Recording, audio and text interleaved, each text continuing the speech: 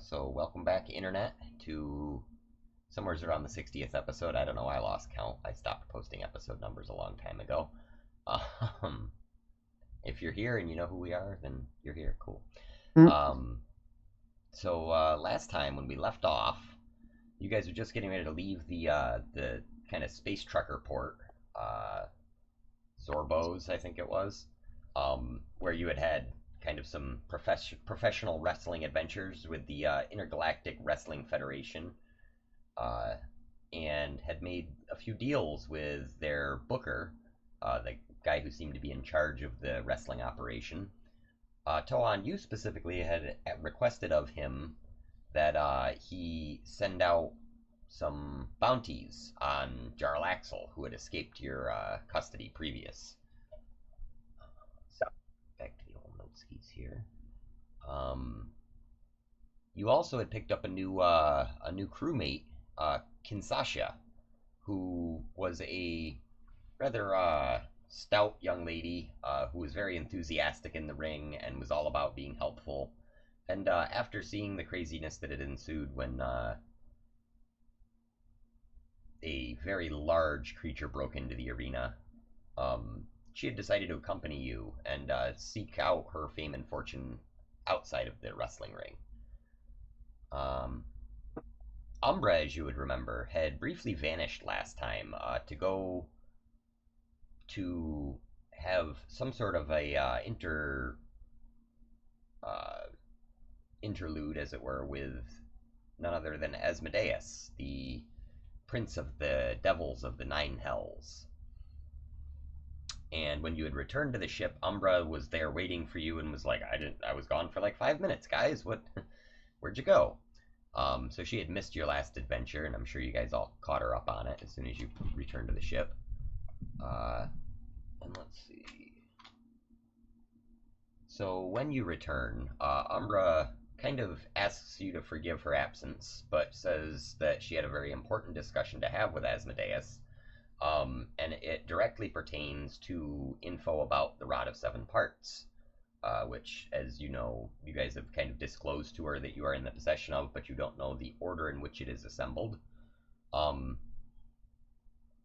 she again apologizes for being absent, but says it was very important as she finally reveals to you that Inamingle, her book dick book demon, that she used to travel around with, uh, he he is actually being held uh, ransom in exchange for information regarding the events outside of the Nine Hells. As Asmodeus is, of course, very intrigued with all the things happening on Tyrell, with Vecna, with the return and subsequent disappearance of Tiamat, and with, of course, all of the demon lords seeming to invade the material plane from the depths of the abyss.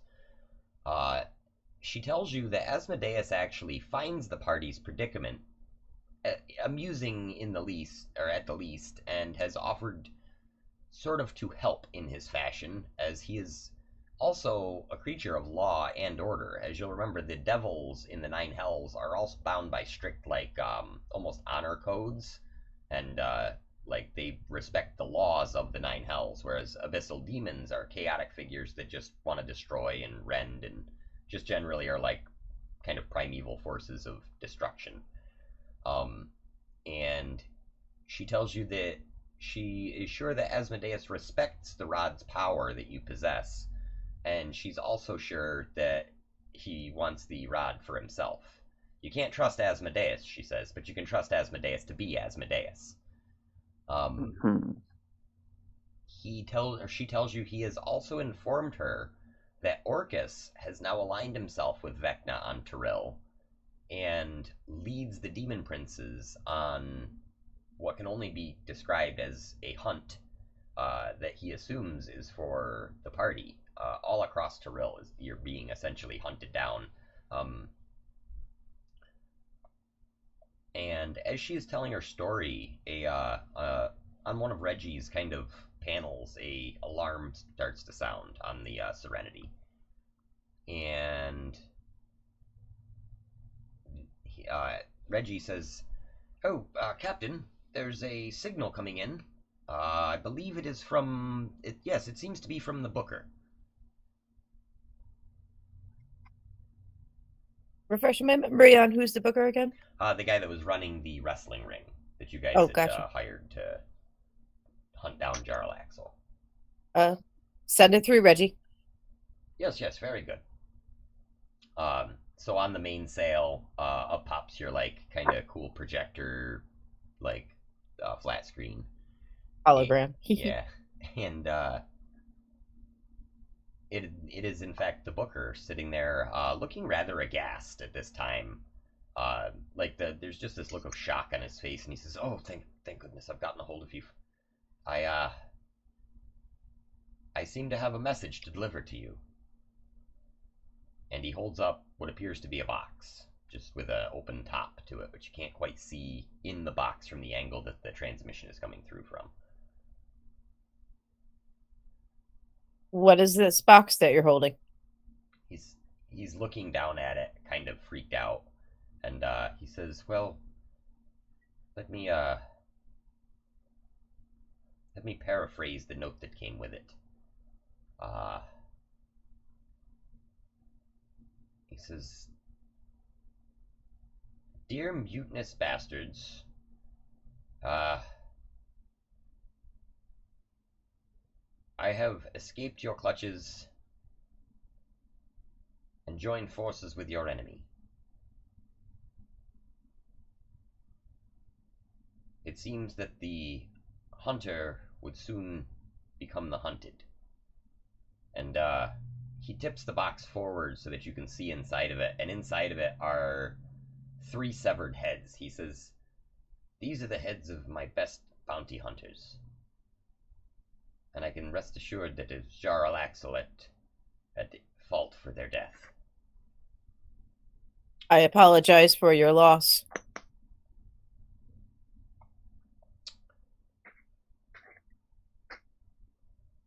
He says, "Yes, I'll be happy to refund your fee, but I don't No, think that I'm no. going to have Keep it anyone." keep it in instead of the loss of your bounty hunters. It's most generous, Miss Arianth. I appreciate the gesture. I'm quite sure that, and like while he's talking, he's now still scanning his little iPad thing, but you can't see what's on the screen. But he's pretty much persistently kind of frowning. He's like, "I'm sure that my organization will be able to recover after this last round of events that I've been plagued by. But yes, I wish you well on your quest. It seems like you have powerful enemies, and quite frankly, my little backyard wrestling organization doesn't want any part of it. So I'll thank you much to stay well away from Zorbos from now on, if you don't mind. Thank you."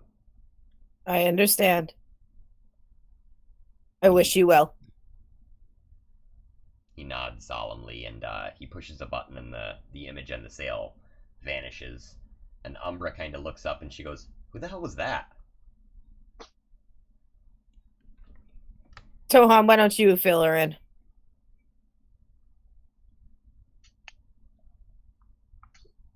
You're muted, Nick.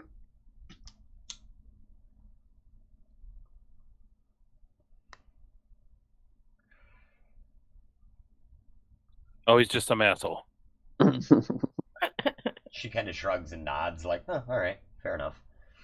Um, no sooner than you say that, the alarm for the communicator begins going off again, and Reggie says, "Oh, oh my! Well, haven't heard from him in a while. Miss Arianth, Commander Ashnak is on the phone for you." Put him through. And immediately you get a squelch of static, and "How in the hell's it going up there? Listen, I'm coming in hot. I got a real badly damaged ship that I'm making my way up there in, but I gotta tell you this stuff in person. Can you guys make room on the deck for me?" Absolutely. How long are you gonna be? ETA in 5, 4, 3, Clear the 2. deck. Roll me. Roll me an intimidate check, Tohan. Like, as soon as you yell clear the deck, we want to see how fast the crew scrambles. 5. Okay. So insert a Wilhelm scream here as several crewmen are knocked across the deck as a streaking pod-shaped object comes smashing off the top of the deck, sliding and kind of drifting and coming to rest up against the sails. And the top of it bursts off in like F2 fighter jet fashion, and Ashnak, attached to his chair still, comes launching out parallel to the deck and just comes to a skidding halt. Looks up at you and he's like, Commander Ashnak of the Toril Space Force, reporting for duty, sir. I salute. I salute him as well. He unbuckles himself from the ejector chair and stands up and he says, I am woe to be the bearer of bad news, but I am here to inform you that undead son of a bitch Vecna is now completely overrun Toril and left much of it in the care of his Lieutenant Asarak, as well as spread to several nearby planets. Well, that's not good. He says, no, sir, it is not. We are totally snafu over there.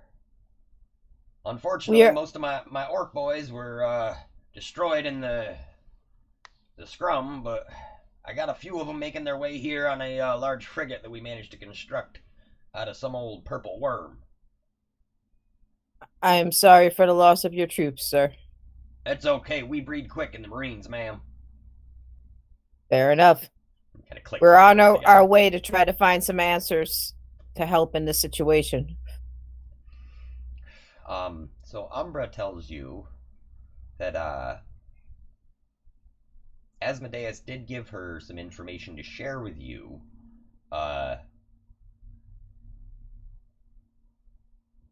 regarding the rod of 7 parts. He told her a story of an ancient culture known as the Windukes of Aki. And in this story, they were the ones who fought with the Chaos Queen and Miska the Wolf Spider. And during that battle, that was when the rod itself was shattered after the Windukes had constructed it to defeat Miska the Wolf Spider. Now, this is like super duper ancient history stuff. This is like the legends and myths, you know. This is like if we were talking about like ancient Greek gods and stuff. So it's kind of almost like superstitious nonsense. And he tells her that the rod may only be reassembled by speaking the 7 sacred words of the Windukes of Aki in order. And he tells her that there is a star that contains, somewheres in its system, the first temple of the Windukes. Each temple has been secreted away on a world throughout the cosmos, and that after the first word is found, you will be shown the way to the second one. He doesn't really, he didn't give her much in the way of specifics, but it did seem like this was something of a sequential search and find type deal. Kind of like once one is the first one's found, the next beacon is lit. Yes, exactly. Well, that's promising. Does it happen to be the same star that we were going towards anyway? It is not. However, the coordinates that she puts into Reggie or into Serenity, whichever. Both, really. Yeah, one and the same right now. The coordinates that she puts in show that it is just a brief travel via his hyperspace mode.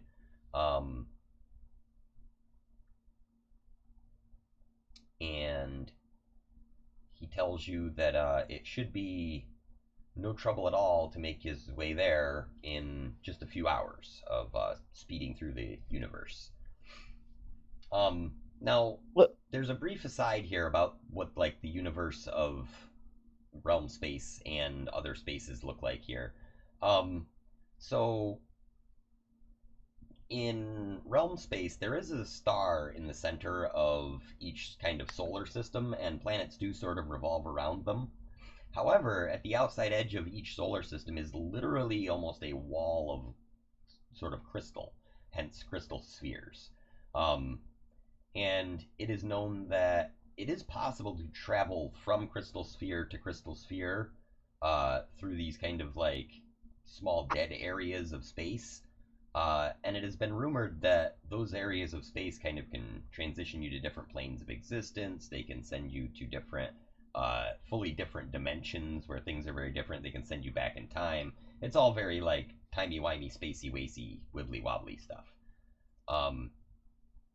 And he tells you that Nib and Nob, the two autonomes working on the ship, have been developing something called a drill dozer, something akin to a large tank that has a giant drill on the front of it, that is capable of harvesting things like oil, metal, and various crystalline minerals from planets on its own. He tells you that with 10 or so loads of each of these materials, that Nib and Nob would be able to develop a kind of hyperjump navigation system for the ship, allowing it to go directly from one crystal sphere to another without all the risky traveling through the phlogiston, as it were. So this could be very beneficial to your trip trying to make it to Kryn, as this is a far-off crystal sphere that you can kind of see through the walls of the current one you're in. You guys currently are actually still in sort of unknown space. Like, you're just outside of realm space. Like, you've passed through one of these things and you're just in an unnamed area of space at the moment. But you are directing yourself at an area called Kryn space, which is where you are to believe that all of the dragons have gone. And you believe that to be important on your quest to defeat Vecna. So how close are we to where we were originally going that Umbra wanted us to go? So you guys are still at a distance. Like, you're still looking off into the crystalline kind of sphere and seeing this star out somewheres past the edge of the sphere. Whereas the planet the star system which you are directed to, the sphere which you are directed to, is like 1 or 2 spheres over. It's like a quick trip where he can kind of like just make his way quickly through this like dead space area. Gotcha. What does everybody think, including Umbra, as far as which place we go first?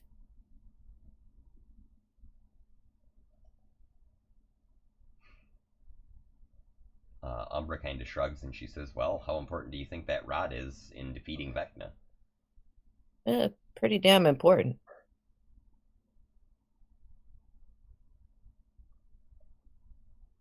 I also know how important it is to Umbra to get to find out what's going on with the dragons, and I'm also not sure what it has to do, if it has to do with what we're doing.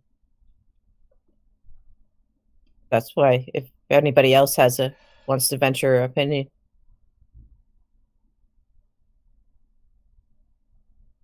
It sounds fine to me. Which one? Going to the rod one or to where the dragon one first? Oh, I thought you proposed. I misunderstood. I was asking what everybody's thoughts were on where we go. I think we should get the Well, rod.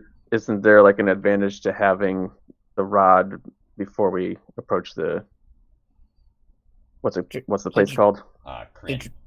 Kryn, right? Works for me. I just wanted to get everybody's opinion. Yeah, I think before ultimately making a decision. Wrap that up. He feels more comfortable using the rod than using the dragons, considering Tiamat is not necessarily on their side. Yes, and Umbra's motivation seems to lie somewheres within reuniting with Chazar, her sort of love at first sight beau that she became infatuated with. All right. Well, then, if everybody's in agreement, let's go get the rod together and then go deal with the dragon question. Ashnak salutes, and he immediately begins chatting with Nib and Nob and asking them if they've ever thought of enlisting as they go wandering off towards the innards of the ship somewhere. Make sure that I got all my main stuff out of the way here. Yep. Alright, and so you guys eventually arrive in this star system.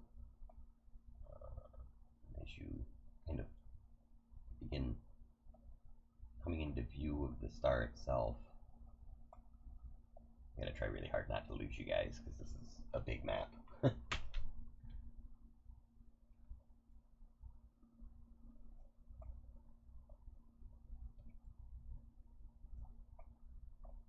You are met with a star that is, although quite large, it doesn't seem to be producing a lot of radiation or heat or anything. It's just a giant yellow star in the middle of this system. And lined around this star in various spots are 7 different sized planets.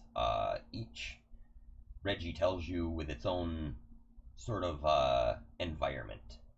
Out of these planets are Hanta, a icy planet, Kendallbog, a bog kind of nasty, goopy planet, Ix, a very toxic planet, Gedifa, a relatively Turil-like planet that is habitable and well populated, Varaxis, a desert planet,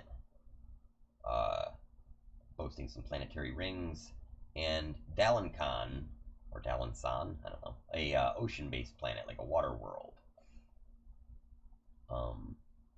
So he tells you, oh, I'm sorry, I missed one. Also, Rakis, which is a kind of hot, volcanic sort of world, very close to the star.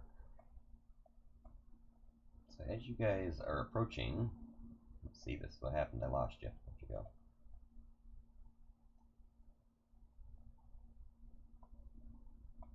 Reggie comes on the communicator with you guys and says, well, we've reached the star Pangu. It is the coordinates that Umbra has given me. I hope everything is well. Do you have a preference on where we should start searching?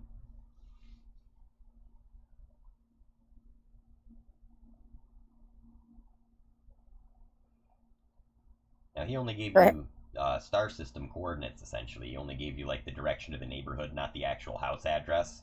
So you guys are going to have to do a little bit of investigating here. Well, probably our best bet would go to the planet that has people on it at the moment. Start there. Okay. Do we have any way... Can I roll a history check to see if I know anything about this planet and, like, the people on it? Would this be within my realm of knowledge? I would say this itself would be outside of your realm of actual, like, personal knowledge. However, I will let you roll an Arcana check with Reggie's assistance, so you're getting advantage like you usually would. And this will be to determine how well that Reggie can kind of suss out any information about it on whatever his particular galactic computer devices are. Cool. I mean, you are on a frickin' spaceship that's talking, so. 22. Excellent. So yeah, this tells you that this planet is a little bit smaller than Turil, has a little bit less gravity, so things are just a little bit easier here. As a matter of fact, they're about 20% easier because of the reduction in gravity, which means that anyone who performs any athletic activities, acrobatics, anything like that, will instantly get advantage on their rolls for any physical feats performed here. It's about 68% water, with the remainder being ice caps and regular kind of continental earth. And it is fairly populated. with what is essentially considered a modern culture. Something akin to what you're used to. Like it's registered that magic is known on this world. Like people are aware of magic and they use it. It's got a mix of pretty much similar life forms as to what Terrell would have. It seems like life develops similarly enough in different parts of the universe that creatures you might see on one planet might have evolved their own traits, but they are still a similar creature on other planets. Sort of like it's like a narrow scope of evolution throughout the crystal spheres, where because otherwise your dungeon master would have to come up with infinite life forms for you guys to play against, and that's too much work. I'll just use the books, thanks. Reggie does begin telling you that each of these planets in this solar system could be potentially mined with the drill dozer, and he can scan each planet to let you know what type of resources would be gained were you to use the device there. Nib and Nob can inform you it would be anywhere from a day to a week that it takes this thing to actually mine down and get the amount of resources you're looking for. But it is completely autonomous. Other than that, it sort of goes out on its own and then comes back, flies back up, and lands on the ship. Ashnak is really into developing this thing. So as you fly around the surface of this thing, you can you're flying over, and as you kind of get into the atmosphere, gives way to these really beautiful, like copper-colored skies with like really bright clouds, all different, like rainbow-esque sort of colors in the clouds. And you see trees that are kind of strange, like yellows and purples. You see animals that might have 4 legs, might have 6. Some of them look a little bit strange to you, like long necks and short legs, and just very, very unique compared to what you've probably seen, but all are reminiscent of natural life, like what you would see on your planet. Just alien. You do spot a couple of cities and smaller, like, communities throughout the areas as you're flying over them.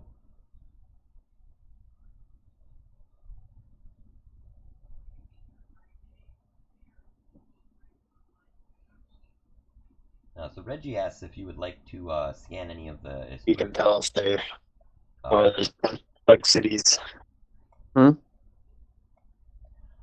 no, they don't look like the Neogi cities from what you had seen in the last area you were in.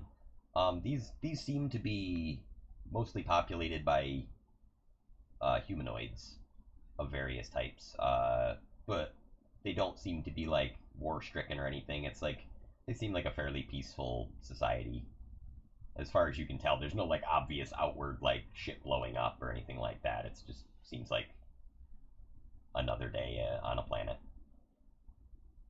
And you also notice you're not actually the only ship flying into this planet.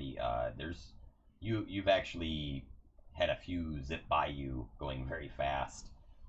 You can see one coming into landing at a port. They're not like super frequent, but like it's not like airplanes in our sky. But there's definitely some other ships flying about. So it seems these are not people that are unbeknownst to spelljamming crews. So what were you gonna ask? What was Reggie gonna ask? If you would like him to scan this planet to see what sort of resources are available. Yeah, sure. Also, if you can scan where the best place for us to land would be as well. Okay. Okay, so he tells you that this planet is rich with various oils, and that the drill dozer will be able to get it'll actually get twice as many units of oil from this planet, if you guys choose to deploy it. And he suggests landing just a brief walk from one of the medium-sized sort of settlements to see if perhaps anyone has heard or has any knowledge of your particular quest. So that would be currently you're looking for the Temple of the Wind Dukes of Aki. I suggest to Reggie that we should hold off on deploying any drilling on the planet until we talk to local governments and perhaps see if we require permission to do so first before we start an international incident. Ah, very well. Yes, that's a very good point. I suppose that's why you're the captain, Miss Arian. Nib and Nob look very disappointed. I pat them and say, there. I'm not saying we can't do it. I'm just saying we need to wait. Tohan puts his drill baby drill flag away. It's like a like straight freaking football pennant. Just says drill on it. We don't want to piss off the people of the planet before we get the information we need. Okay. So you guys are able to kind of find a spot, assuming you want to land, right, and check the place out. Yeah. Okay. So you're able to find a spot that's just a brief, maybe a mile's walk, a 15-minute walk or so to get to a local settlement that's of a few thousand people. And once you get there, you can tell that news seems to travel fast, at least in these parts. As soon as you get there, you begin overhearing rumors. Let's see. So the first that you hear is whispers of a world called Oerth out in the universe. And people talking, you notice them saying things like, yes, I heard it was where he used to be alive.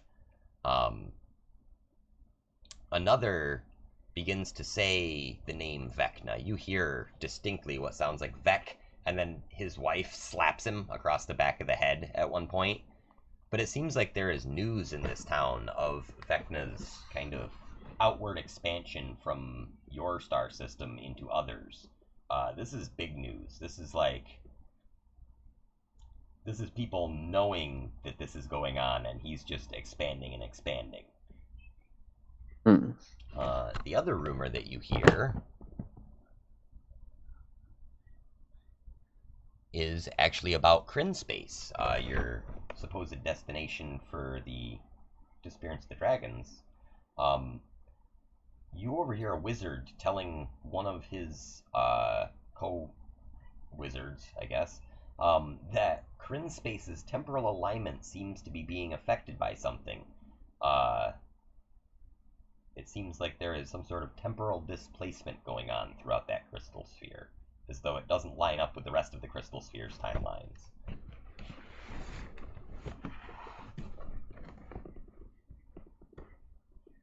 Both interesting things, but nothing specific about your quest that you're on for the rod here.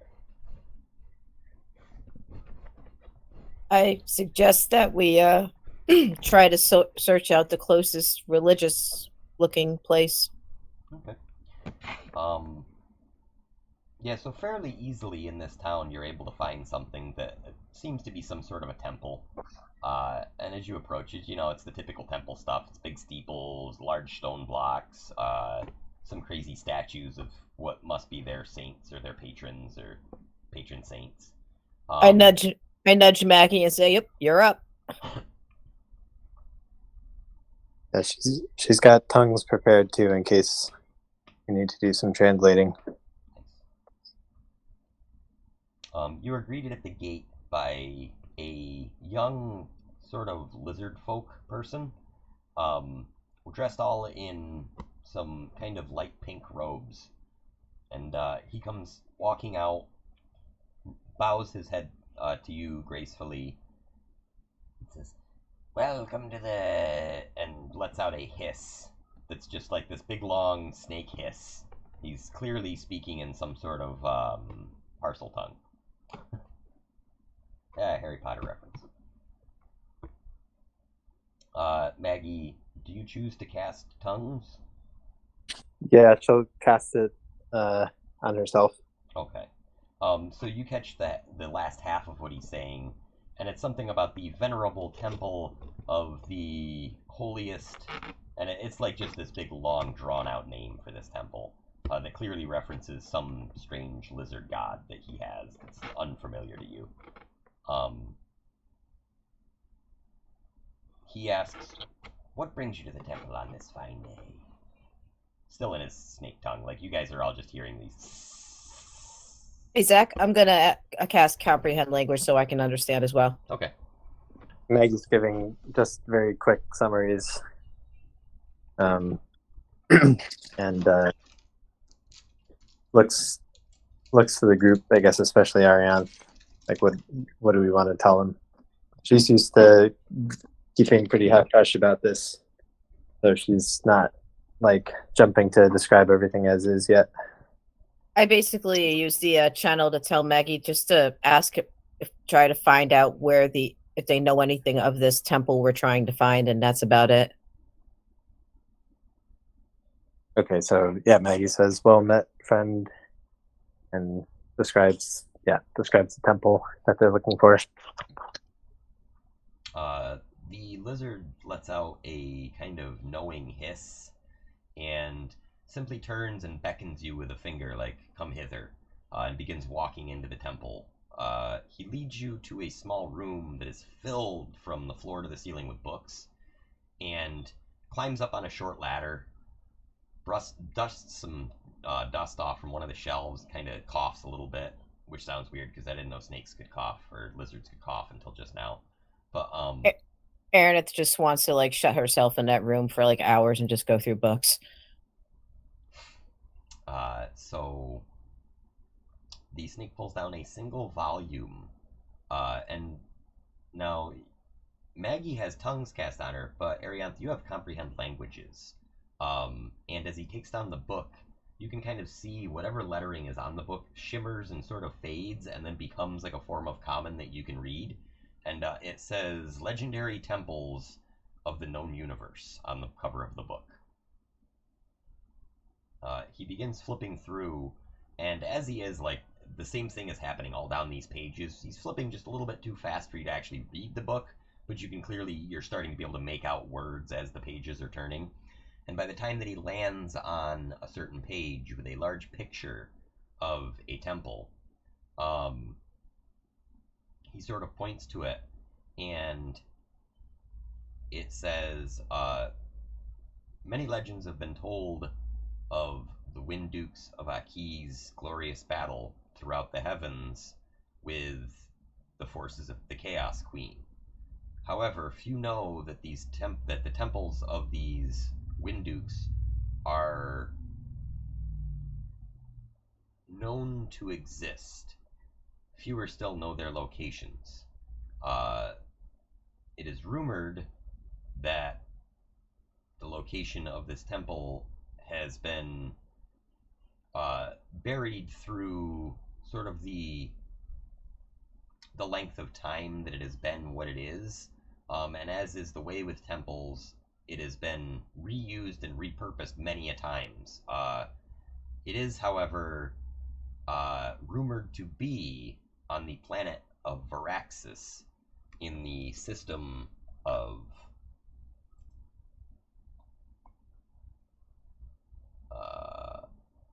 Pangu, which is your current system. So you get some confirmation from the book that this temple is somewhere on the planet Varaxis, which is the desert planet in your solar system.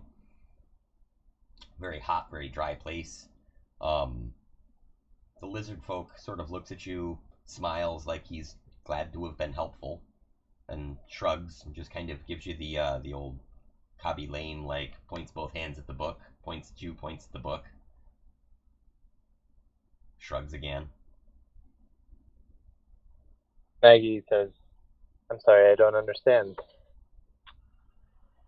He spins the book back around again, points to the picture of the temple, points to the thing that says Varaxis, and then he points up at the stars. I say I nod my head in thanks and say thank you.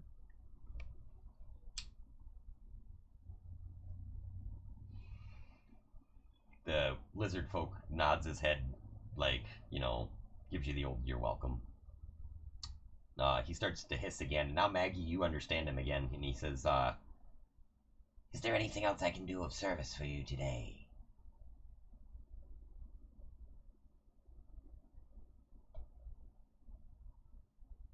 I say no. You have been extremely helpful. We greatly appreciate what you have done. I ask him if there's any small magic I can do for him, such as mend something or of the like that I can do. Yeah, he looks and he says, "You are a magic user. Can you make the things clean?" I can. "There is dust all in my library. Perhaps you could remove the dust for me." I would be more than happy to, as I am a great lover of books. All right. So how are you going to remove the dust? I'm assuming some prestidigitation. Yeah, that was what I was going to use. So this dust all kind of makes its way off the bookshelf into neat little piles and sort of piles itself up, and it looks like there's an invisible broom kind of sweeping it away, and it gets swept out the front door, and the lizard folks looks shocked but pleased at the same time, and begins to kind of clap excitedly. Excellent. Now I have more time for reading. If there's any kind of hearth, Maggie's gonna do her kind of consecration to Hestia kind of thing. There isn't a hearth, but there is a small altar with some those incense sort of burners, like the big bowls that they have. So it's sort of like a little mini campfire. So she asks the lizard if it would be okay to give thanks to Hestia on that altar. The lizard looks a little bit confused, but sort of shrugs and nods. Cool. So she does her little ritual. Okay. Make me a religion check.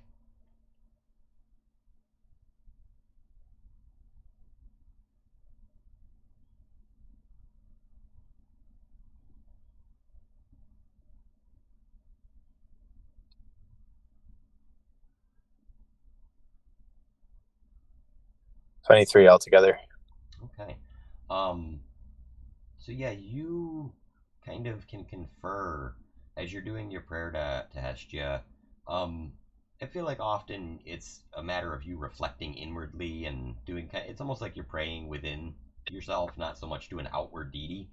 Um, and from this, you sort of come to the conclusion that clearly this lizard folk god is not anything evil. It is a creature of benign intention, as is often the case with kind of outer, I will say, outside of the realm of Tyrell, things are quite different at times. Like creatures like lizard folk that would often be kind of considered like an evil group for the way they live on Tyrell may live entirely differently out in space. And this is not like you've kind of. I think the lesson you get from your prayer is sort of like it's the old "don't judge a book by its cover" thing kind of comes back to you again, and you feel a guiding warmth fill through you, and you now for the next 24 hours will get advantage on any religion checks you make. Nice.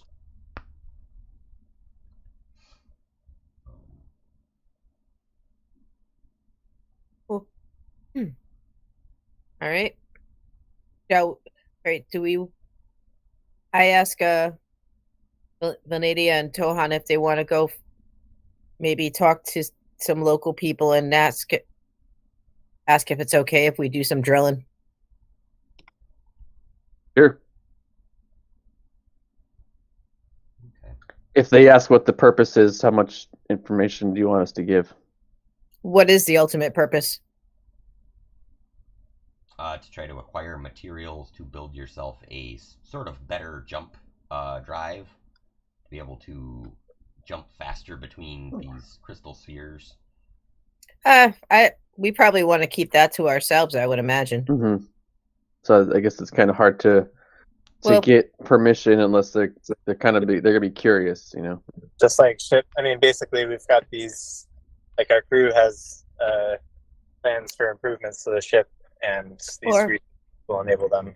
Just looking for some natural resources or whatever. Yeah, basically, just give them a general reason, and we can all. I mean, we have to do shit in this planetary system, so we might as well at least try to get some permission first. Just some prospecting rights, basically. Yeah, because they're bound to notice drilling. Okay. Sure. I mean, Meg will definitely go along with seeing that she's the translator. And so you guys are looking for like a town building or something, like anything that looks like an important place, I take it. Yeah, I think she'd probably describe this need to the lizard that she's already talking to, and yeah, good point. Find ask who to talk to. Okay. He directs you to what he calls the town regent, and points to a house, a manner of speaking, a house up on top of a large hill. It's fairly ornate. It looks like a little bit richer than the rest of the houses around it, but not by like a far cry. This isn't like somebody that's living in luxury while his people starve. Like, everybody here is fairly comfortable. And as you approach, you are greeted by what appears to be a butler in like sort of a suit and tie. And he opens the door, and this guy is probably 8 feet tall, very pale. And you recognize him to be a Goliath butler. He says, "You rang." Good.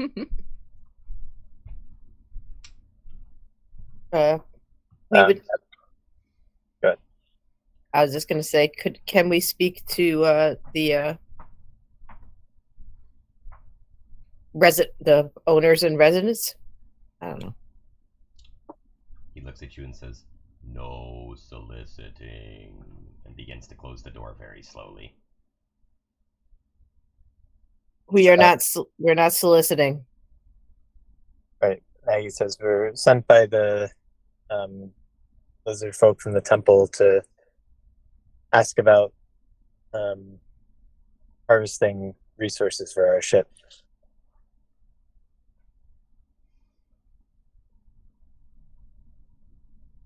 One moment. He turns, walks 3 steps very slowly, and pulls a large rope that is hanging down. Everyone make me a Constitution saving throw, DC 15.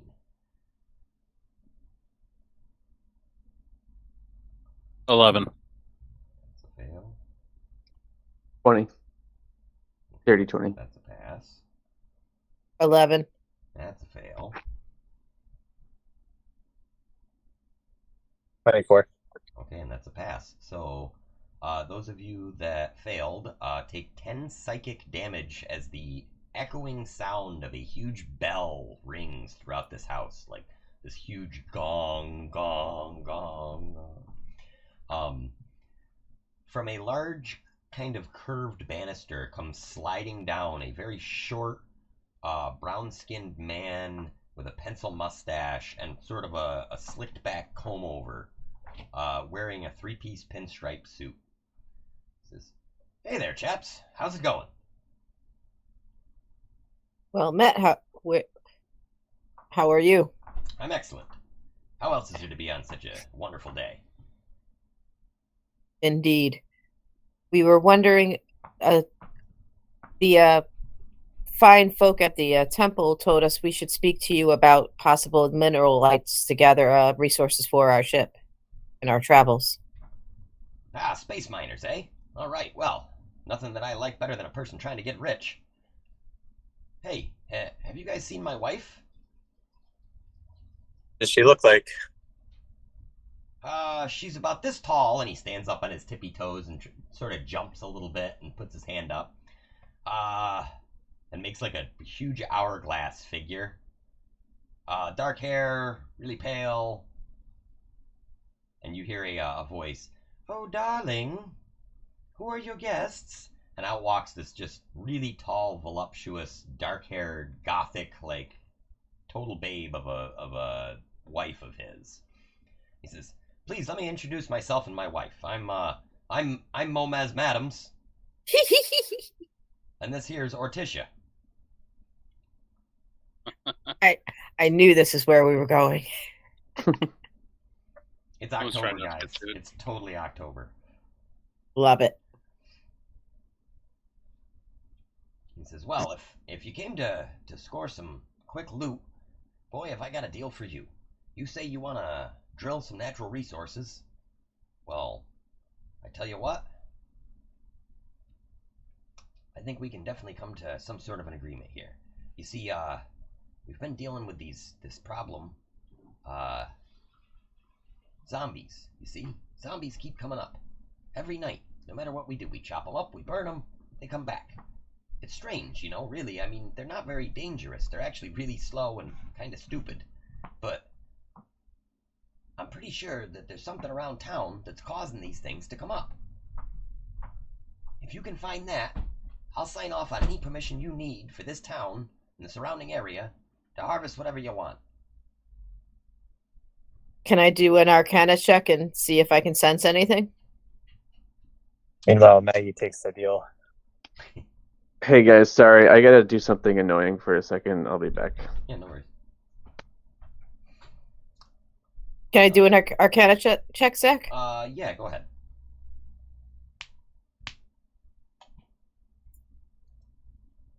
Maggie's like, destroy zombies and get what we need. Christmas coming. Yeah, she's like, 19. She's like, win. So you do detect hints of necromancy magic, or necromantic magic, as it were, coming from an area not too far from where the temple was that you were at.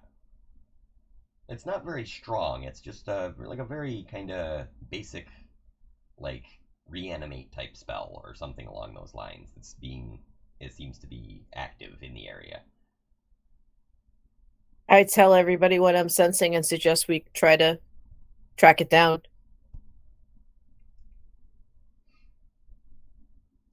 Maggie asked for more details. Like, is there a particular area they're coming from? Are they like climbing out of the ground? Is there a graveyard? Where? Any more? You do remember passing a graveyard that was near the temple, and Momez will tell you, well, yeah, you see, it's strange. It's like 1 minute there's nothing. It's quiet. It's nice. The town's, silent. The next thing, there's screams and there's zombies every place. It's like they just sort of appear. So nobody's seen them like come out of the ground or come out of a crypt or anything like that. No, and it's not like they're dead people that we know either. It's not like we have thousands of people die here. There's only about 2,500 people in my town. So you see, it's really kind of unnatural because we don't recognize any of these undead ghouls. Normally you have a zombie infestation, you got a necromancer hiding in your midst. It's gonna be like your Uncle Margaret or like Fatty Arbuckle that I drink with down at the bar, and he had too much, he fell over dead one night. But there's been none of that. It's been all unrecognizable corpses.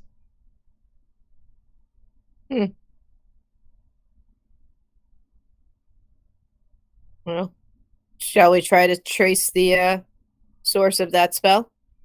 Maggie says, sounds like a portal, and gives Umbra a suspicious look.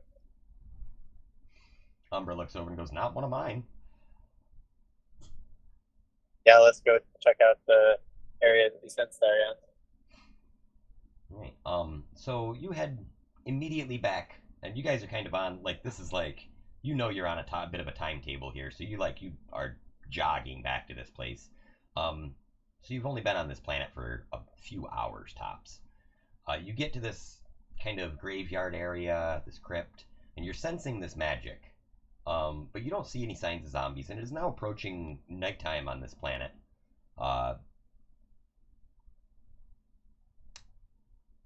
And you trace the location of this magic to what appears to be some sort of mausoleum or crypt. Momez had seen fit to send one of the city guard with you to allow you to enter the crypt. And he opens the door with a loud clang and a squeak. He had also sent his, what he called, cousin with you.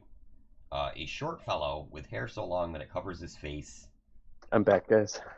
And he's like about the size of a halfling, but literally all that you see of him is just hair hanging all the way down to the ground. And he's the first one in the door. He just goes rushing in. Top hat, set of cool John Lennon glasses that he's wearing. So he goes scurrying in there, and you hear some excited squeaking coming from him, and he comes running back out and begins sort of squeaking in whatever his native tongue is. And do I still have comprehend language at this point? what's the duration on that? Give me 1 second, I'll tell you. Possibly. Tongues is 1 only- hour. Okay, Okay, so yeah, we'll say that you understand him. He says, "In there, the kids, the kids." What kids? He says, "My niece, my nephew, they're in there." Were they missing? If you've ever seen a lump of hair shrug, that he shrugs. Not that I know of. The rest of you are hearing.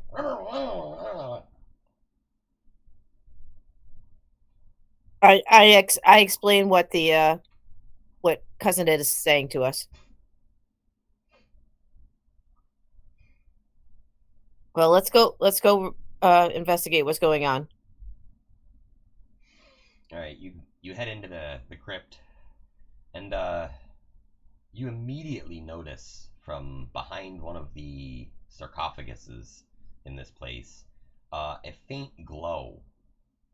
Something very familiar to you. It does look to be the color of one of Umbra's portals.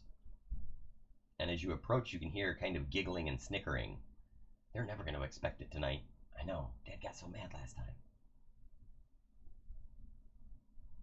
As you come around the corner of the sarcophagus, you are greeted by two very surprised faces. One, a smaller, younger, paler, possibly, version of her mother. One Wednesday Madams, and her portly brother, Ugsley.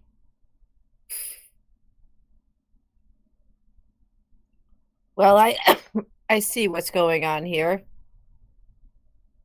You are you two are being quite the little mischief makers. He asks Umbra to close the portal. Umbra gives a disapproving look at the two children and snaps her fingers, and the portal snaps shut immediately. Both of them scurry backwards when she does this. How'd you do that?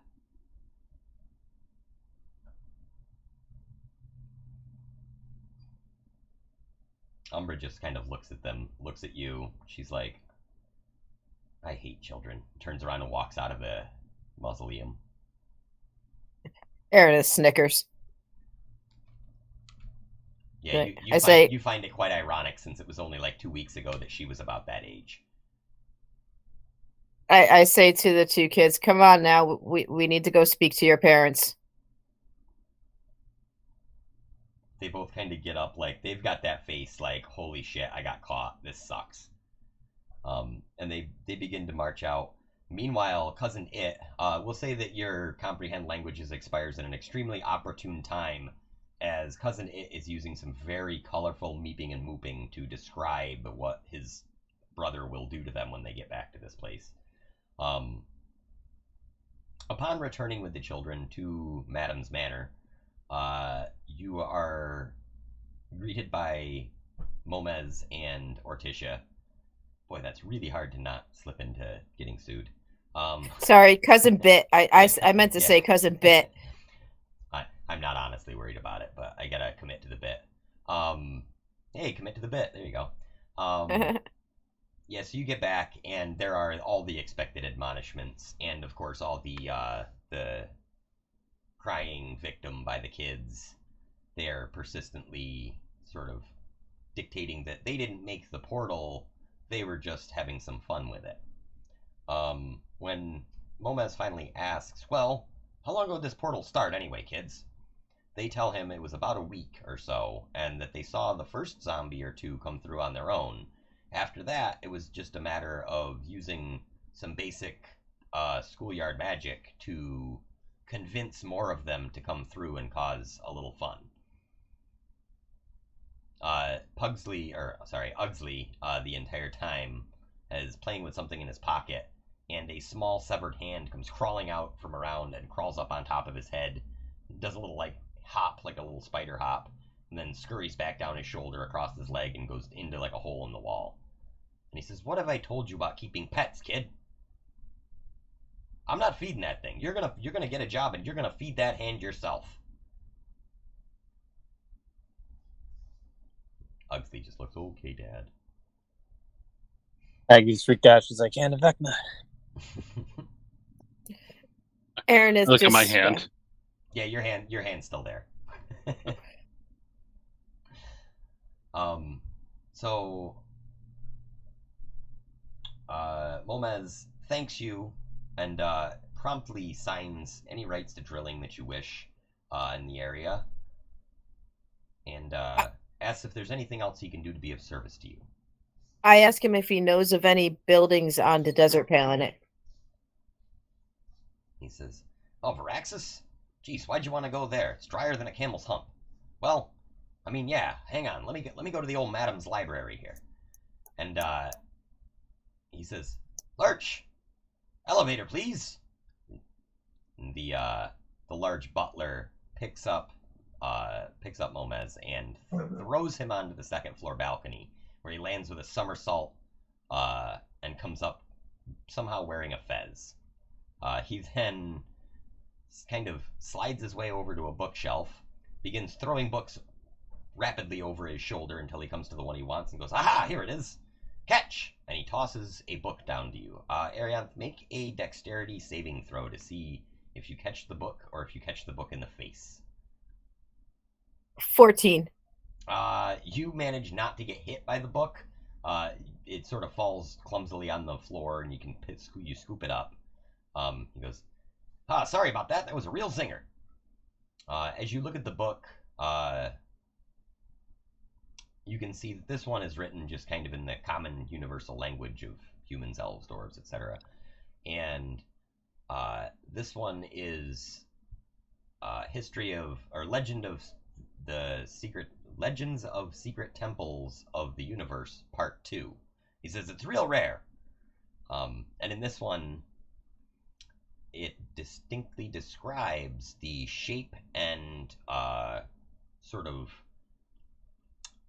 architecture, if you will, of the Temple of the Windukes of Aki. It does not, however, give you a specific clue as to the location of that temple. It merely says that it is believed that another temple was built over it. Momez kind of looks at this.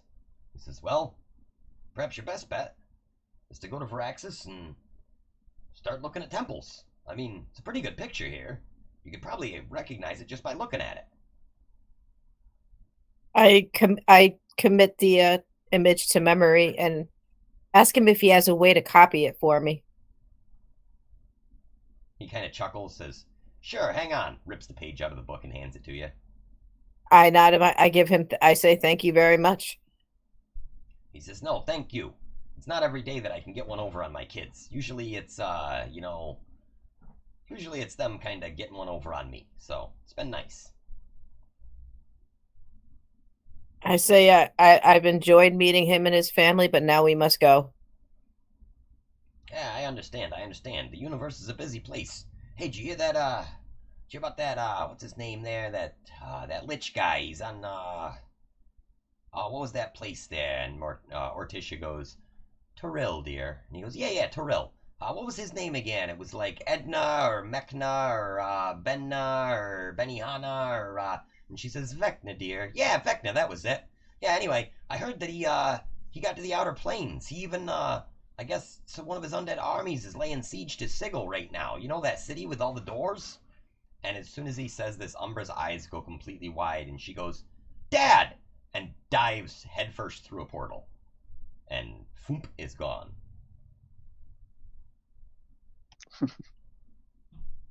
Erin is not too concerned. She knows Umbra will find her way back. Though she is, other than being concerned for her father, her loss or whatever. Yeah, sorry, your DM played a lot of Final Fantasy 2 and 3 where party characters would come and go. So I have an upper limit on NPCs that I can keep track of.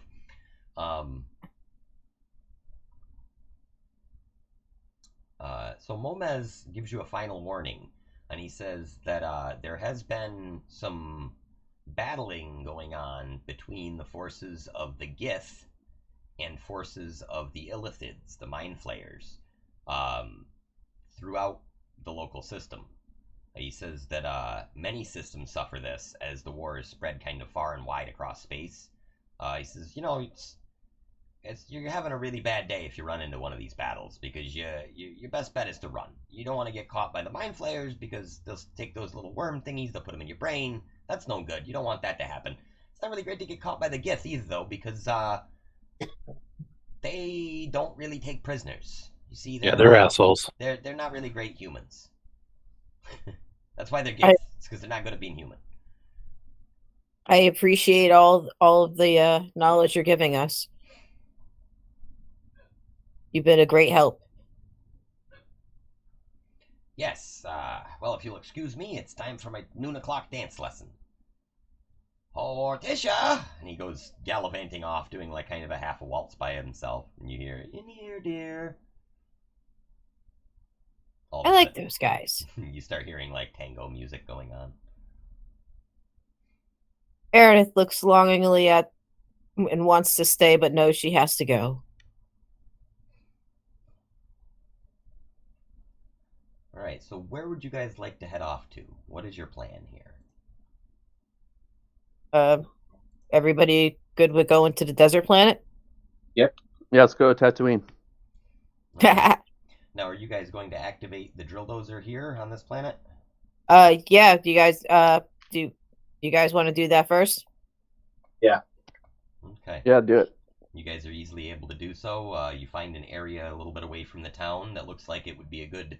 It's like maybe like some natural caves or something where it would be a good spot to start. And Nib and Nob are more than happy to operate this thing from the ship. And it just, as soon as it teleports down, it begins digging just almost immediately, just churning earth out of this 12-foot wide hole.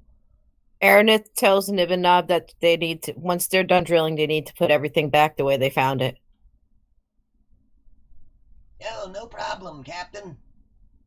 And to do their best not to damage the environment in any way, because she loves her plants. Don't worry, we've been working on this new thing. We call it a seed bomb. Aaron is like, "Oh, interested?" Yeah, we'll show you as soon as we get it into beta testing.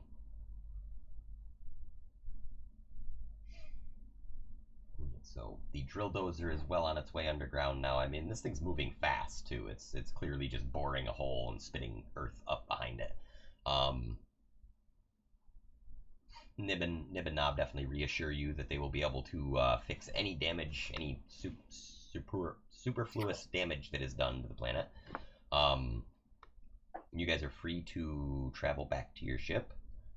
Upon arriving at your ship, Ashnak comes to the upper deck and says, "Well, don't you worry. While you two were gone, I took on ensign duties and made sure that the ship was shipshape. I think you'll find everything's well organized. The crew quarters have been bunked and debunked, and we've got everybody ready to sail. Where to? Thank you, Ashnak." He sort of salutes as you guys all come on board. I go to Reggie and I bring out the page and ask him to scan it, and then see if the ship scanners can pick up any details similar to this or just temple-like in shape on the planet. Yeah, so he runs scanners. We can assume at this point you guys are flying towards the planet already, and as soon as the scanners get within range, he runs a scan, and he comes up with a list of temples. He says, oh, here's one. This is listed as the Temple of Ruthless Horrors. This one's listed as the Temple of the Cursed Ogre. Here we have the Shrine of the Hidden Witch. We have the Temple of Savage Hopes. Oh, this is the Tomb of Furious Pain. And the Temple of Forsaken Desire. Well, they certainly have a penchant for drama on this planet, don't they? Do any of these temples match the drawing we have? It's a bit hard to tell, Miss Arianth. The desert is covered over many of them. I'm getting partial matches on a few here. It does look... Oh, what's this? This one looks good. It is the Lair of Lost Souls. Well, that's rather dismal, isn't it? It does seem to match... At least the upper architecture does. Assuming that the remainder of what's covered below ground matches, I would say this is your best bet. Everybody in agreement to go check this out? Yep. Check. Definitely. Right. So you guys fly to Veraxis. As you enter, the sky is turning a bright violet. You see a few one small planetary ring, just almost invisible as you're approaching, and it seems to be made mostly of like gas and ice. As you begin to enter the atmosphere and the planet's gravity takes hold, you notice immediately that the gravity on this planet is almost twice as strong as what you're used to on Tyrell. It actually begins to pull you down towards the ship's deck a little bit. Like you can feel it, like it's almost twice as hard just to stand still. So knowing that it is 1.8 times Tyrell's gravity, that's going to make any athletic checks and anything that you make at disadvantage on this planet. It's a much more difficult planet to walk around on. You notice almost no surface water. Scanners tell you that the water prevalence on this planet is only 5%, with 2% of it being surface water and 3% of it being subterranean. The sensors also tell you that it is unsuitable for Tyrell-based life without additional forms of support. It does have a breathable atmosphere, however, oxygen is very low, so it's going to be more difficult to breathe, adding to that kind of disadvantaged situation. It also tells you that the length of a day on this planet is actually 3 Tyrell years long, and the length of the planet's year is 10 Tyrell years. So the planet only rotates about maybe 3 times per full revolution around the sun. And it tells you that there are distinct seasons on different areas of the planet that are very long, obviously, due to this. Like the winter lasts for, multiple years on the planet, essentially. As you scan, though, you do come across one area that seems to be inhabited. This area is referred to on the scanners as the Duchy of Ishizor. And as you're reading the Wikipedia article, it tells you Ishizor is ruled by Duchess Ferian Holdegard, a astral elf. She has, and a picture of this comes up on the screen. You see that she is a dark-skinned elf with enchanting green eyes, long and wavy blonde hair, and silky dark skin.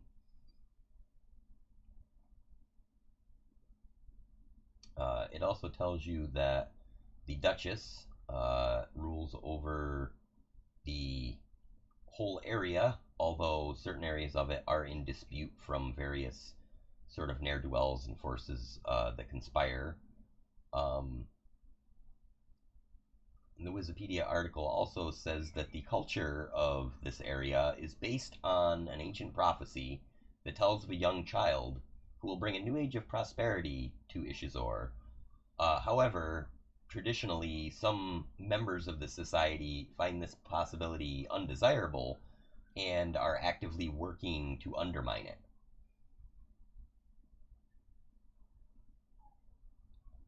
And as you look around, there are several kind of areas. It brings up a map. Unfortunately, I can't really share the map with you because I only have it as... Let me see if it is a image. Nope, it will not. And when I do a snip, it doesn't really come out that well. But I will read you the areas that are around. So the regions on the map are labeled the Heart of Avaya Barrens, Night Shadow Wastes, the Fireborn Barrens, the Savage Range, the Night Shard Desert, Howling Wolves Barrens, the Spiral Dunes, the Pantheon Dunes, Devil's Eye Ridge, the Heartseeker Dunes, or the Wintercry Wastes. And there are several settlements, the village of Erelon, the town of Azarin, the town of Tibor, the city of Velka, the town of Upa, and the town of Zathar are all part of the Duchy of Ishizor. The article continues on that there are three fairly well-known inns in the area. It lists the same tombs and dungeons that you had heard listed off from Reggie earlier. There also is included in that list a place called the Tomb of the Betraying Blades, which I did not list earlier because I skipped over it. It lists two cults as the local religions, and the military organization, the Swords of Revival, as being contrapositive to these two religious cults. That is to say that they are at odds with each other, is the gist of the article. Let's see, the main area would be the city of Velka, is the largest settlement on the map, and that seems to be where the Duchess makes her home. So where would you guys like to head? I asked Reggie what kind of stores we have water-wise and food-wise on the ship. Maggie can keep creating food and water, so. Oh, okay. Then I ask everybody what they think, if we should just go to the most likely temple and check it out, or should we talk to people here first? While this information is up on the screen, Maggie's kind of looking around at the crew. She's curious how they react to this Astral Elf Queen thing. I'm sorry, I didn't catch that, Dave. While all this information is being shared, Maggie's looking around at the crew and trying to figure out how are they reacting to this Astral Elf Queen. Does this have any relevance to them? Gotcha. They seem fairly oblivious, honestly. Okay. Yeah. So she's still doing her best to build loyalty in the crew, especially with Jarlaxle chasing them now. So she just wanted to make sure they're not excited about this Dark Queen or whatever. And yeah, she thinks it's a good idea to. Well, this is Reggie that was telling us everything. Is that right? Yeah, he's reading it off from a Wikipedia article. He's displaying the information on screen. So she asked him if he has any more information on this queen or duchess. Yeah, one moment. Sorry, I'm trying to get this picture into chat for you guys so you can actually look at it if you want. Let's see how this works.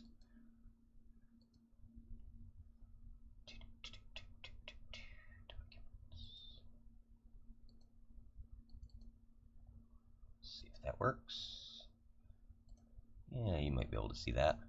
Yeah, there you go. If you click on that, you should be able to see the map of the area. So this is the Duchy of Ishizor. It's in the Facebook Messenger. Gotcha. So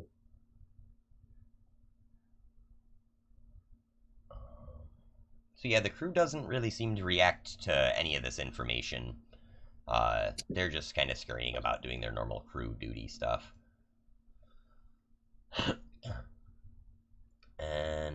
we'll say it's somewhere around here on the planet. Yeah, as the ship approaches this area, you are free to land in any of those numbered hexes. So again, the city. That was hex 31 is the city, wherever that is. 27. Where is the temple that is our most likely candidate so far? Let's see. Temple, which one did we say it was? The Lair of Lost Souls.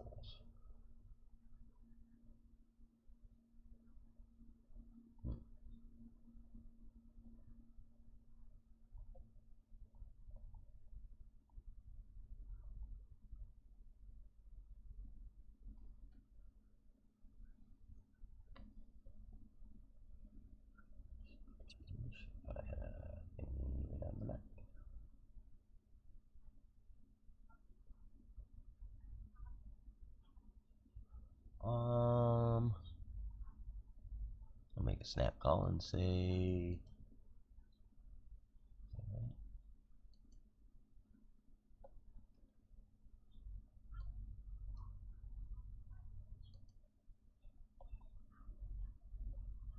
Sorry, I'm trying to find it on the map here.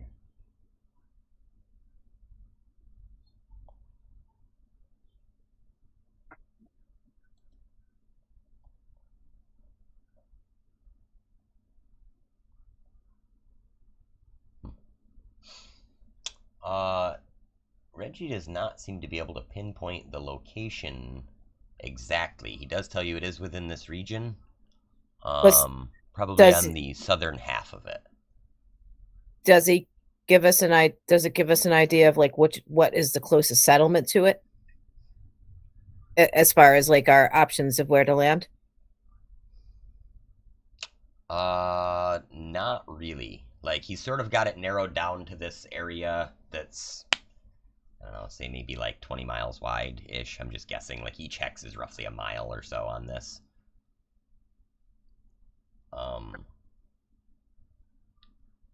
So it's not a very large area that this, all these places are. And it seems to be the only area on the planet where it actually has any real life to it. Gotcha. But perhaps if you were to land at any of the settlements, you might be able to gather more information. Where do you guys think we should land? Does Reggie have any information as to where maybe like a library would be or where historical records would be? He can tell you that the city of Valka is the most populated area. That particular city has almost 14,000 residents, so it's decent sized. Let's do it.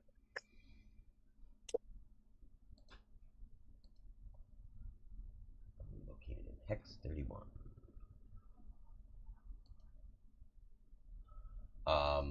Okay, so you guys travel towards the city, and as you're floating above the sands, you can see tall pillars of rock emerge from the sands here, like giant columns to support the cloudless sky.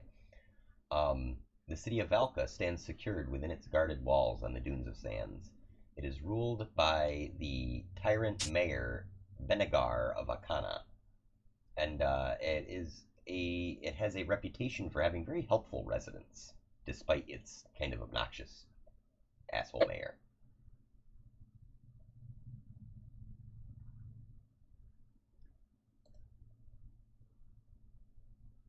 Nice. As you approach, you can see several large buildings, and it appears that the town is divided up into a set of districts. There's like one area is sort of all just cheap houses for townsfolk, it seems like. One is a little bit nicer. One appears to be some sort of a mining district. There is a small palace. There is a market. There's even what appears to be a Spelljammer ship harbor with several what appear to be dry docked ships just sitting there. But you could take your best guess and think, geez, these are probably some sort of spell jamming ship since there's no water on this planet. There's another district that has just some houses. One that appears to have some kind of like modest temples.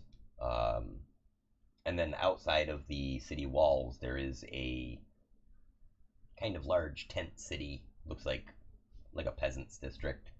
And then there's somewhere near the market is a district that looks to be like crafting, blacksmithing, things like that. All the skilled craftsmen.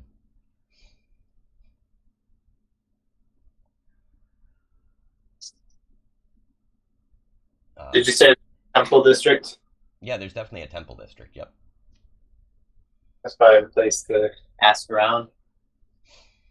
All right. Sounds good. As you head there, inside this district, you see a sign on one building that says the Rogue's Staff Tavern. You see several guards kind of walking through the streets, in patrolling the district, just waving hi to the locals and things. They all seem friendly enough. You see a store that says Senkata's Ritual Goods, and a store that has a sign that says Sea Child's Scrolls.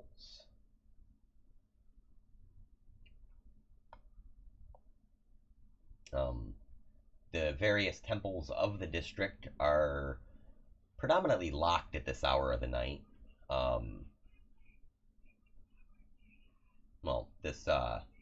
Sorry, I shouldn't say this hour of the night. During this time of heat, as it were. But there are a few that have open doors, people going in and out. And it seems like this is a kind of multicultural place. This is somewhere where many religions are worshiping freely without any real persecution. There is, however, on one temple door, a sort of notice that basically says closed until further notice by order of the mayor.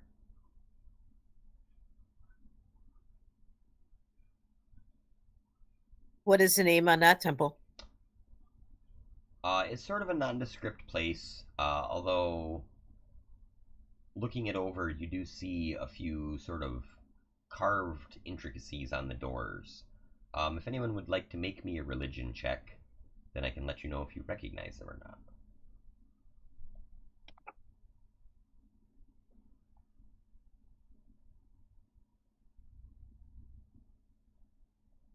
Maggie, do you have a good religion? She's got advantage on it.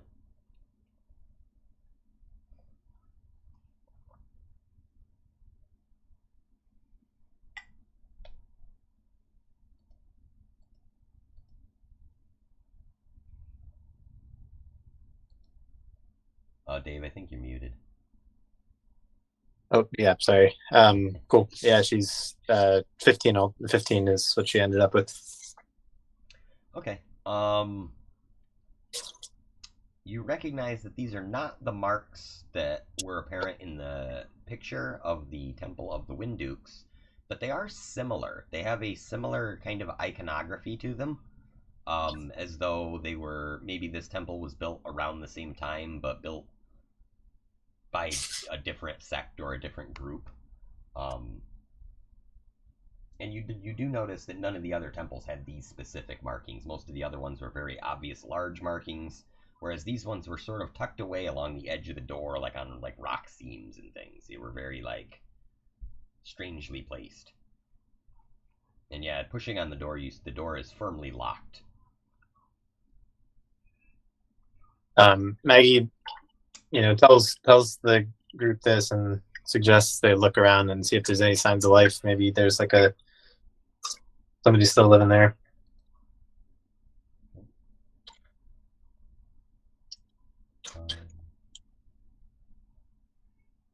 Now, as you begin to kind of walk around this building,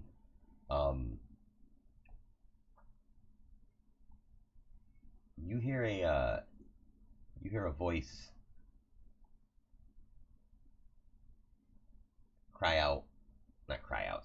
speak out. Hold! What are you doing by that there, temple? And it's one of the guards that you saw walking through earlier. Says, I don't recognize you. Where you from? Maggie says, we've come looking for a temple and describes what they're looking for and says the symbols seemed of a similar era. Says, well, by order of the mayor, this place was deemed a cult and dangerous. He says the Swords of Revival decided that it was not a place that they would want open to the public anymore. We're all for freedom of religion here in the city, but some things we have a limit on because we don't want those dark magics coming back. Where did you say you were from again? We're distant travelers. What sort of magics were they doing? Some say the worship was a chaos worshipped here. That it was some sort of a temple to the ancient evils, the queen of chaos. But that's probably all just superstition anyway, you know?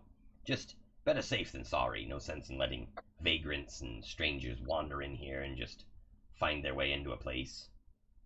So, the mayor said, close it down. So we did. Maggie asks, do you recognize the temple that I described? As far as we know, it's an old temple that's been covered by, and she suggests the name of the one that they think that it might have been covered up by. This is a layer of lost souls, huh? Seems dramatic.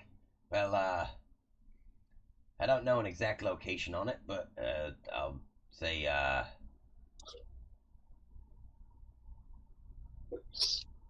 well, you could always check with the town secretary. He might know. Where do we find them? He's up by the mayor's manor there, up in the Palace District. It's just up the way there, and he kind of points the way to you. All right, Maggie thanks him and gestures to the group. Let's go.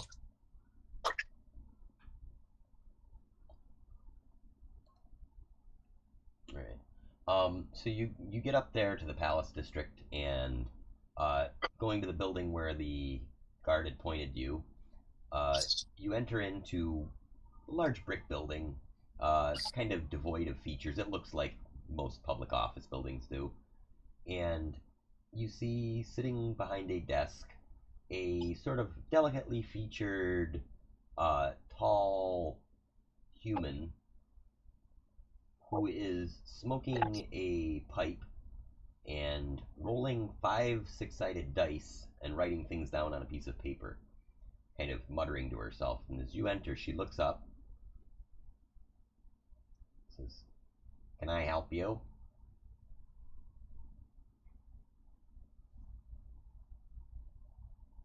Yes, we're looking for the location of the Temple of Lost Souls.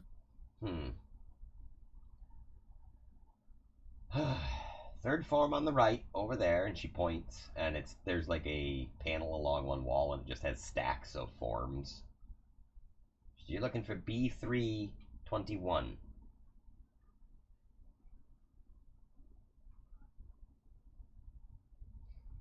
It takes you about 5 minutes to find B321 in the pile of different papers that are over there, but you finally find it, and it's about a 4-page long form that is the request for a specific permission to loot a abandoned tomb in the sacred lands of Ishazar. Maggie describes to the secretary exactly what they're looking for, and they're not looking to loot, and maybe they don't even have the right place, but do you know where this other old temple is? Oh, in that case, you're going to want to file a P591. That's the permission to perform an official pilgrimage in the sacred lands of Ishazar. Do you know where the temple is? I am not at liberty to disclose that information until forms have been filed.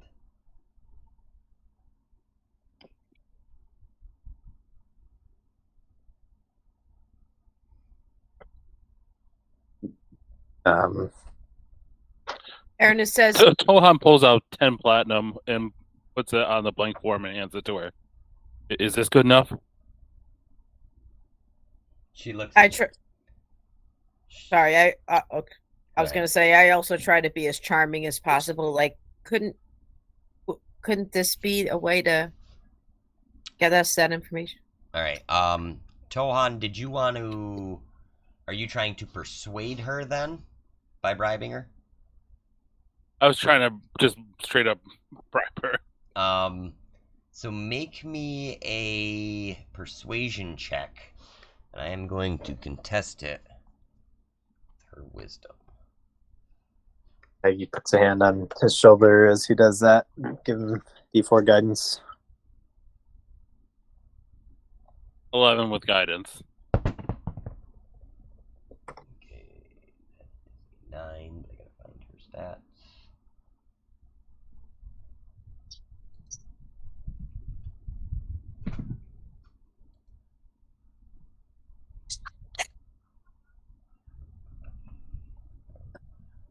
So I'm going to assume she does not get a bonus, so she failed her wisdom check, so she kind of looks around, takes the coin, bites it.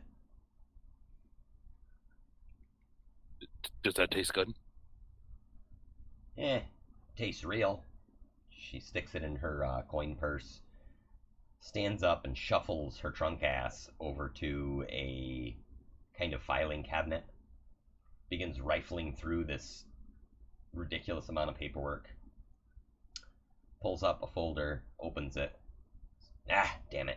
Puts that one back, rifles through it some more, and comes out with a small piece of paper with a map leading from the city to the lair of lost souls. Is the lair of lost souls? That's like the one that we think might be the one covering the old one, right? Yes. So Maggie reiterates: is this the? I don't remember the name or the description of that old temple, but this is what we're looking for. Is this? We thought this might be the newer covering of it. Is that correct? She sort of looks at you for a second, looks down at the paper. Did you show her the sheet of paper you guys have too, the other book page? Yeah, I would say so. We don't have any reason to be careful with it, right? So she looks at that page, looks at the map that she's looking at, handing you, kind of sighs, turns around, goes back to the filing cabinet, rifles through some stuff.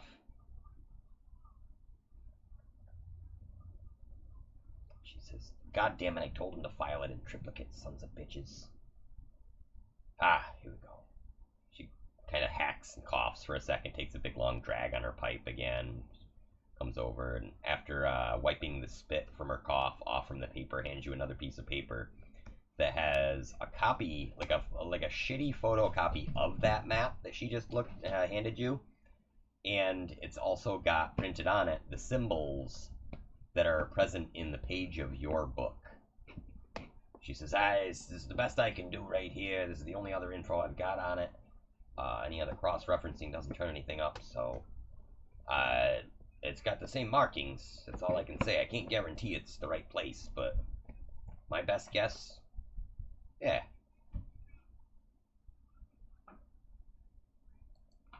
All right. I say thank you very much for all your help.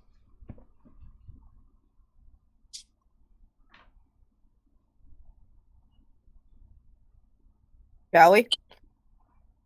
Let's go. Let's shout. Alright, so you guys take off, and you're easily able to follow this map. It's not even a long trek, it's like a couple miles. Only takes you half an hour or so to get there. However, due to the extreme heat and the high gravity, as you are traveling, you are now into you're into a little bit of a rhythm with it.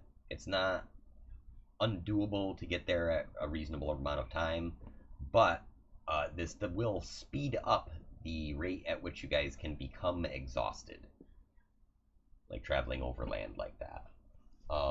You're not exhausted or anything yet. You're not suffering a level, but because it's only a quick trip. But you can feel that like spending time, any length of time on this planet is going to be like the constant sun without any like reprieve from it, and like the extended gravity are definitely going to cause you some issues. However, you do arrive at the temple, which upon first glancing at, you're looking at the picture, you're holding up the page of the book, and you're looking right next to it at this temple, and it definitely shares a shape with it. You come to a cave entrance. It's about 10 feet wide, and just inside the mouth of the cave entrance, you see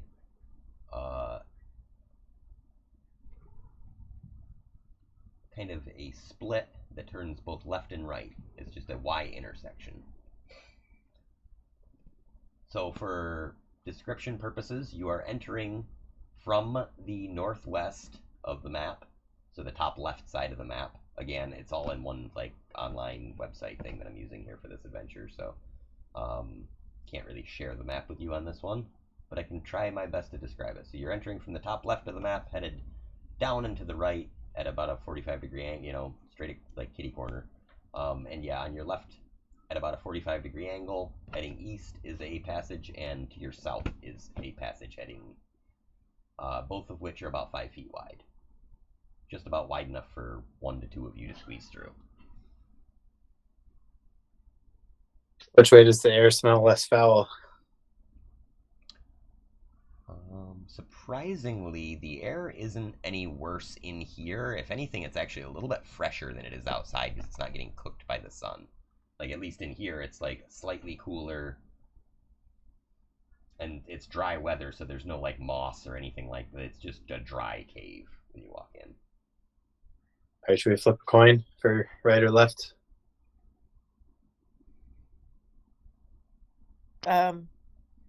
Can I do like an Arcana check and see if I can sense which direction to go in? Yeah, you can do an Arcana check. As a matter of fact, the rod at this point is beginning to kind of glow. I got a nat 22. Okay. So yeah, the rod is now like not only like it begins with a faint glow, and as you begin to concentrate, the glow becomes brighter and brighter, and like much like moss on the side of a tree, the glow is coming from one side of the staff that's pointed to the southeast. So you're standing at the top left of the map. It's pointed towards the bottom right of the map, essentially.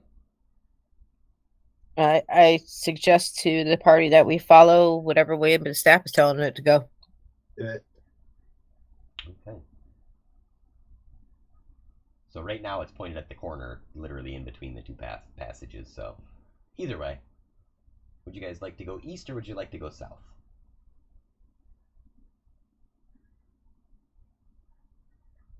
I don't care. East. Okay, I heard east first. You head east probably about 30 or 40 feet, and there is another intersection. This one continuing on to the east, and one heading down into the south. The staff begins to glow in the direction of the south at this one. Let's go south. Okay, you follow that passage. It bends a little bit to the east, and then comes back out, and opens up into a large cavern. This cavern is probably 40 feet wide and by 40 feet long at its widest, and maybe 20 feet high or so. You can hear some sort of a scuffling sound coming from this cavern as you're approaching the entrance to it. And the air in this area is dense and unnaturally sort of misty. This one actually has a bit of a humidity to it. You see several scorch marks on the ground at the entrance of the cave, and you begin to smell sort of a strange stench. Almost like that, something of an animal.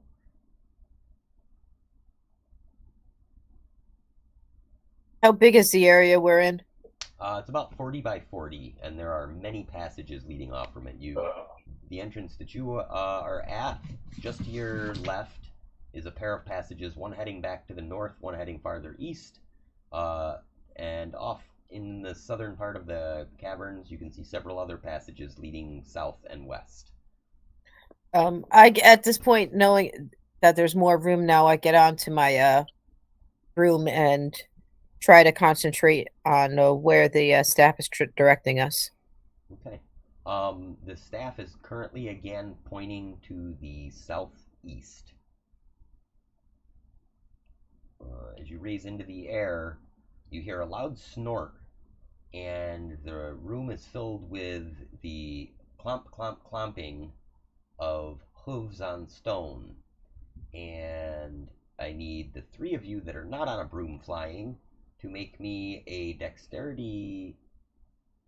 Just roll initiative, and we'll see if he hits you first.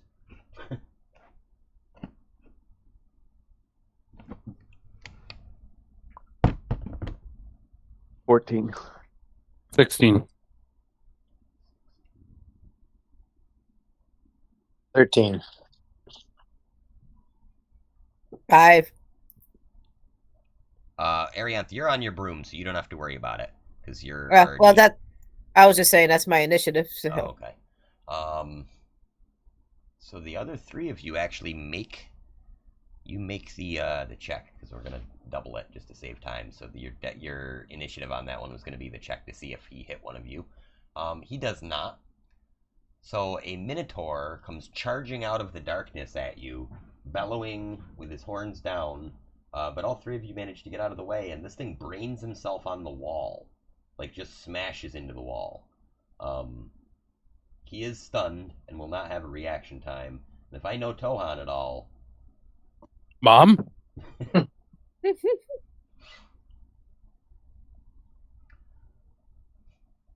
No, I'm not gonna attack the Minotaur yet. I want to make sure. I try to talk to him and make sure it's not like my parents again. Minotaur is shaking his head. No, you're not my dad. Just trying to clear his head from bouncing off from the wall real hard. Does it look like he was trying to attack us, or he's running from something? Oh, he was definitely trying to attack you. Like, as far as you can tell, he was charging at you, trying to gore you. Yeah. Well, I guess I'll attack, but I want to do, like, if I do kill him, try to do like non-lethal damage. So okay. Hit him with the flat of your axe or something. Yeah, so I'll attack him recklessly, I guess. Great weapon master. Okay. Try to restrain him.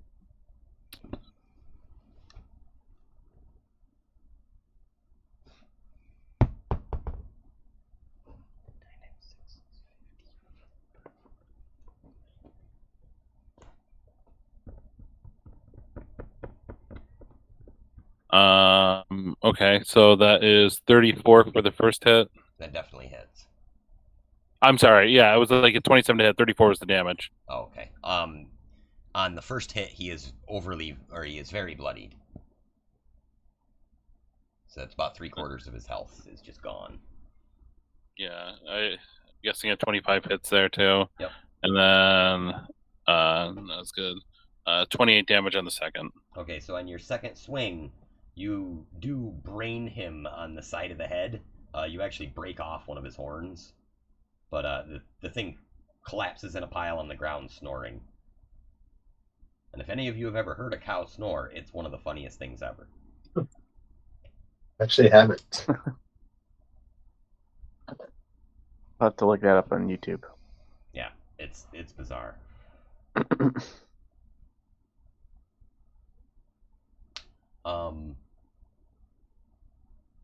I guess, I'll take out some rope and tie him up, and slap him awake. Okay. As the Minotaur comes back awake, it begins kind of grunting and snuffling. In guttural common, I am the mad cow! Moo, motherfucker! You think there's something lost in translation, but the gist is there. I am the mad lizard. The next 5 minutes is just Tohan and the Minotaur going hiss, moo, moo, just back. They're just trying to out animal noise each other. Yeah. Why have you invaded my home? I don't know. I was mostly just following these guys. Let's see. I think there's something here we need. We had to do paperwork to get here. I fucking hate paperwork.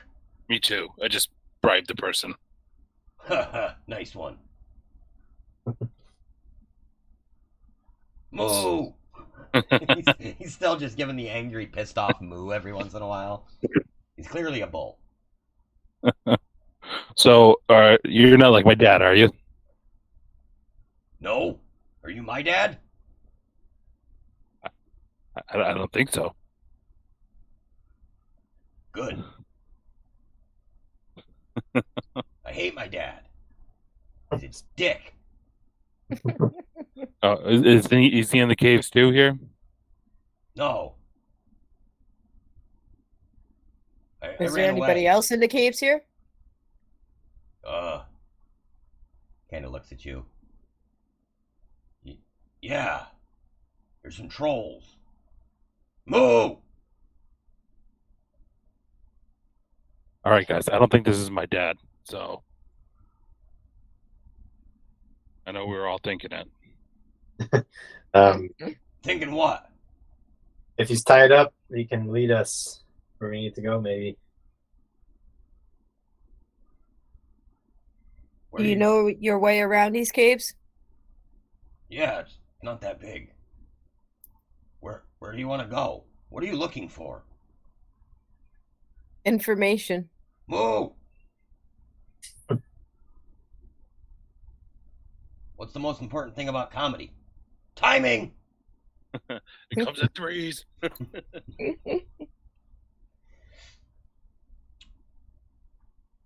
All right, Maggie suggests that we stand him up, and I mean, no reason not to describe where we're trying to get, and yeah, got us there.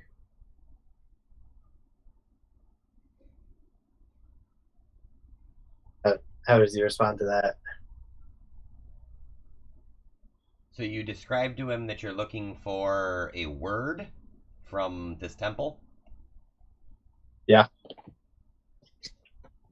Oh. Why didn't you just say so? Yeah, it's down there to the southwest. Kind of nods his one horn at it.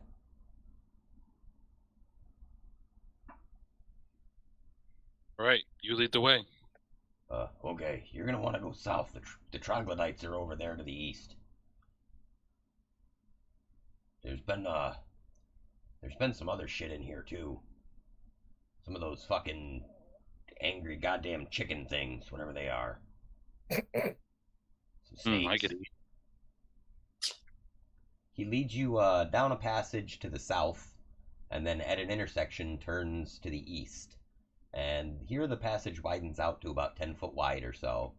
And there is a small cavern, maybe 15 by 15, that opens up. And in this cavern, in the back of it, you can sort of, to the south, you can see a little alcove. And Arianth, your staff is glowing, pointed directly at this little alcove. However, in this small cave, you do see 3 cockatrices who are surrounding a rock python and pecking away at it. And the rock python's trying its best to kind of defend itself, but these things are picking it right apart. They do not seem to notice your presence yet.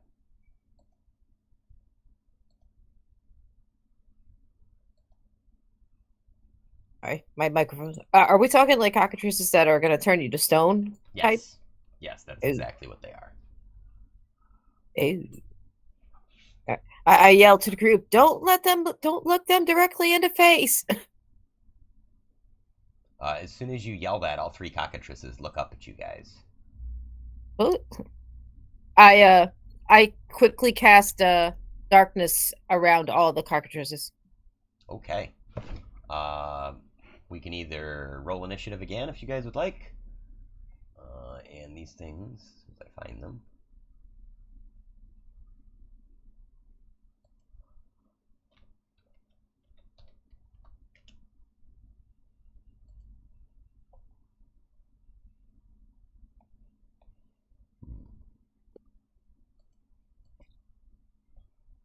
23.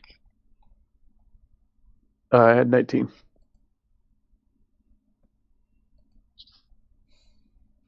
19. 13. Aaron sheepishly in the mental channel says, "Oops." Should have probably said that here.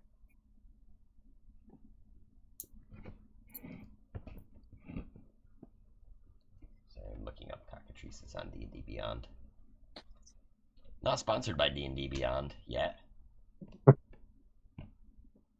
I'll get there one day. Did you ever ask them? No, I probably should, because they fucking sponsor everybody. I don't know, like, why I haven't, honestly. Like, hey guys, I got a podcast. Here's a thing. I'll be right back, guys. Okay.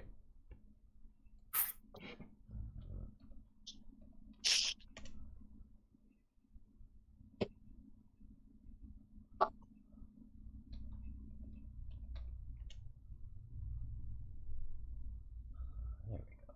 Here's some stats for me. Dexterity +1. So you rolled a 16, so the cockatrice got a 17.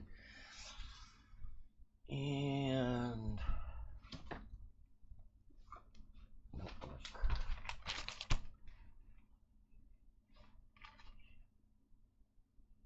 Alright, sorry, I just need everybody's initiative scores one more time so I can get them written down here.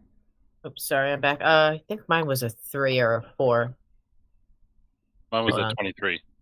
13 for Maggie. Sorry, Yeah. I was muted. 19. Yeah, mine's a 3. Okay, so immediately following your darkness, or Arianth, it's going to be Tohan's turn. So there is now a veil of darkness surrounding these guys. Well, I guess if I have a good sense of where they are, I'm just going to use my breath weapon, which I never use. Yeah. So I'll just vomit a bunch of acid 30 feet right at them. Excellent. They got to make DC 15 dex saves. Okay. They rolled a 5 plus a 1, which does not pass. 15 damage probably to all of them, I guess. I don't know. Yeah, I'm just rolling for all of them at this point. These guys are just minions. They are all bloodied at this point. Although it'd be hard to tell. I'm sure that the screams of a cockatrice are not, they'd probably let you know roughly how many hit points they have. Like, fuck! That's the noise a cockatrice makes now, at least when Tohan's around. And then I'm going to take my Heartrender Glaive and just kind of hold it over my face so I'm not looking at him. Okay. But looking on the ground, I guess. Let's see. It is going to be Vanadia's turn. All right.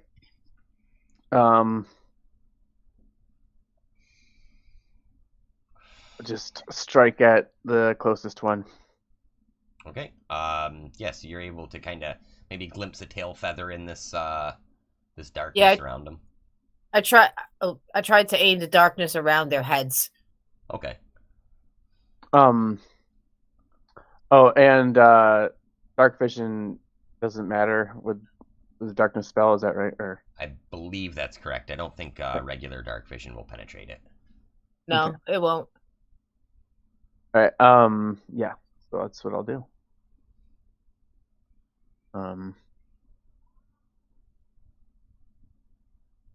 Oops. Disregard those rolls. Rolled the wrong thing.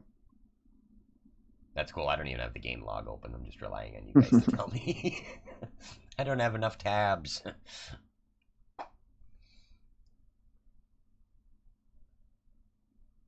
I got a 19, a 34, and a 17. I believe those are all going to hit. Yes, those will all hit. Cool. I mean, they're just unarmored fucking angry chickens that have stony powers, that's all. Stoner chickens. So what is this? 31, 46. Okay. So the first attack is going to hit and kill one of them. The second attack is going to hit and kill one of them, and the third attack is going to hit and kill one of them. Okay. The Minotaur looks and he's like, "Moo, motherfucker!"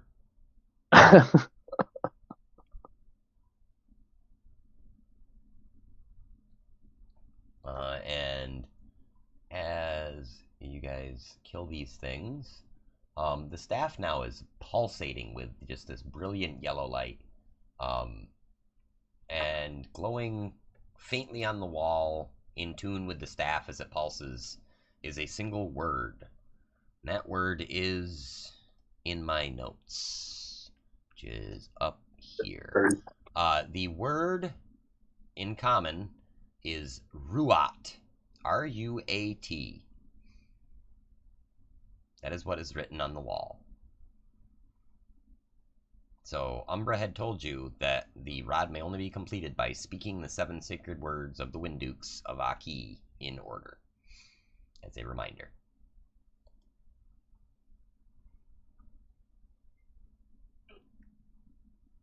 I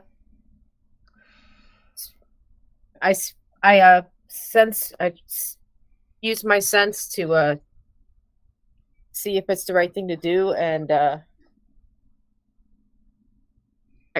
say the word. Okay. So as soon as you say ruat, the staff lets out a single puff of light that disperses throughout the room, temporarily kind of blinding all of you. And when it fades, the word on the wall is gone, and it is now carved into the top of the staff, just running along the top first 5 or 6 inches of the staff. So it now says Ruat on there. In place of the word on the wall is now a lit up kind of what appears to be a map of the stars, which you can easily enough kind of make a scribble of, like you just put a piece of paper on it and some soot or something and rub it, and you do like a stone rubbing.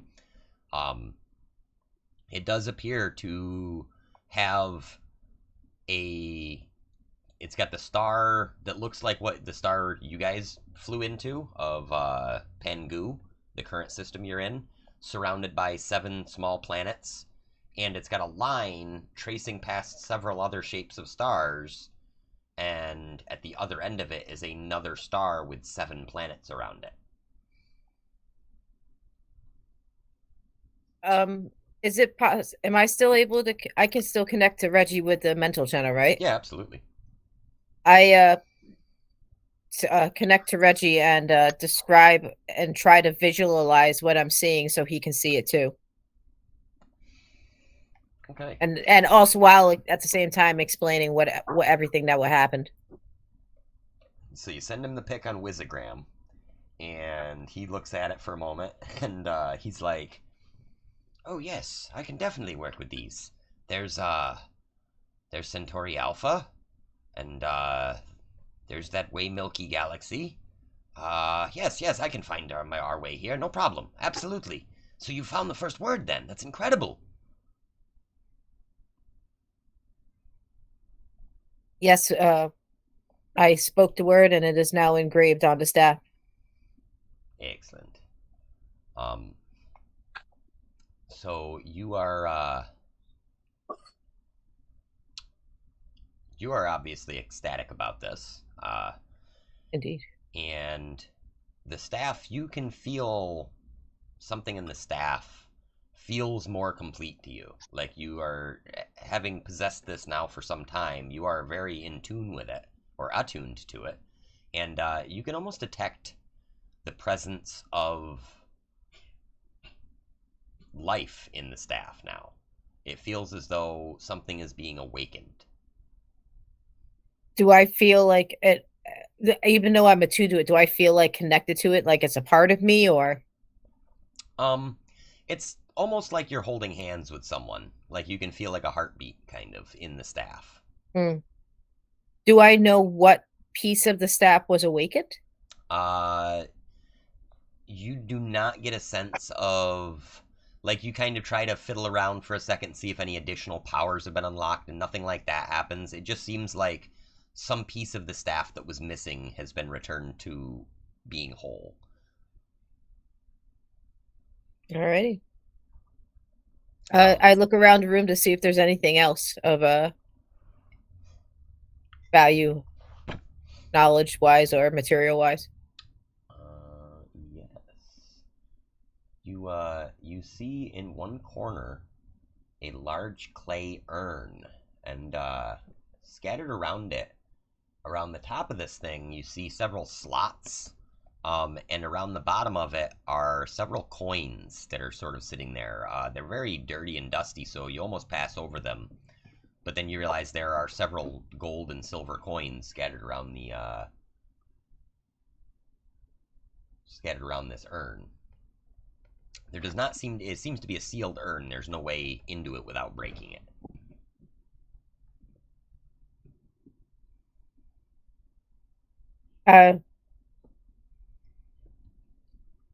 Aaron looks at Maggie for advice on to whether this should be disturbed or not. I guess Maggie will do a religion check. Okay, go ahead. And with advantage.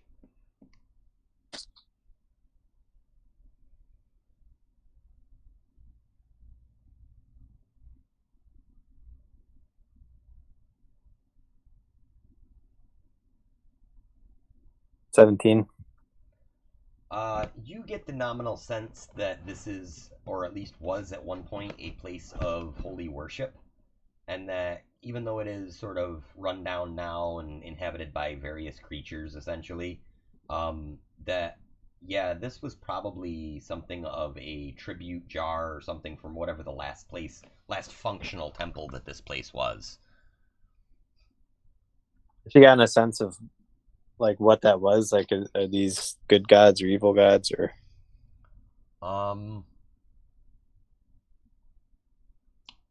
You think this might be a case of a temple for people who were seeking redemption? Like, people would come here and donate coins to ask for forgiveness about things that they had done?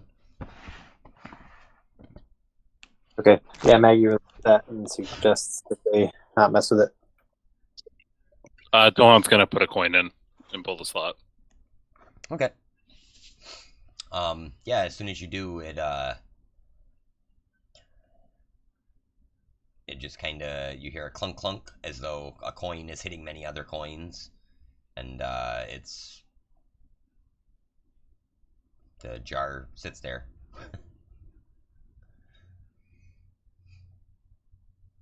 Tohan, do you feel redeemed? I feel a little better. Well, then the jar. The Minotaur says, "Moo!" The jar has served its purpose. Not my dad, Minotaur. Do you have a name?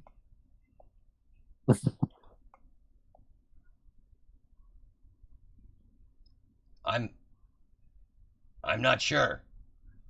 I think I used to. I haven't seen anyone that talks in a really long time. Have you always been a Minotaur? Have you always been an elf? Fair enough. Moo! It's like Tourette's. Do you want to come in a spaceship with us? Fucking yeah! Sounds badass. This place is boring as shit. It is badass. Do I get to get untied? Yeah, definitely. Nice. You're not going to attack us again, are you? You're not going to invade my house again, are you? Is this the... Fair enough. Welcome to the SS, Reggie. AKA the Serenity.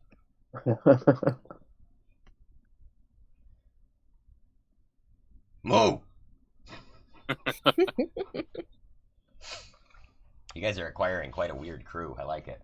So it looks like we got another crew member.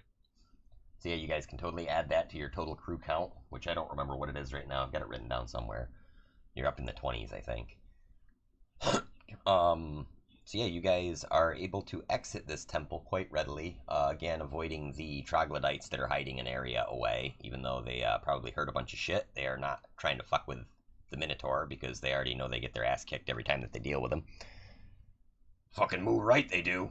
I predator handshake the Minotaur. Nice. Like that particular scene cuts out with ha ha ha ha ha ha ha move. Yeah, so you guys are able to make your way back to the Serenity, and in the town, I lost the name of my town here, the city, sorry, of Valka. And as you do, several guards see you approaching with this Minotaur, and sort of,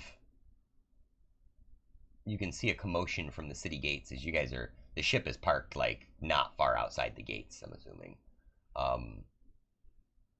And several guardsmen come charging over.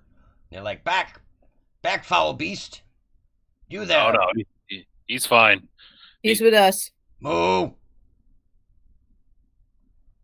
He gets in close and says, the murder lizard has tamed the beast. I flip him a couple gold coins and keep walking.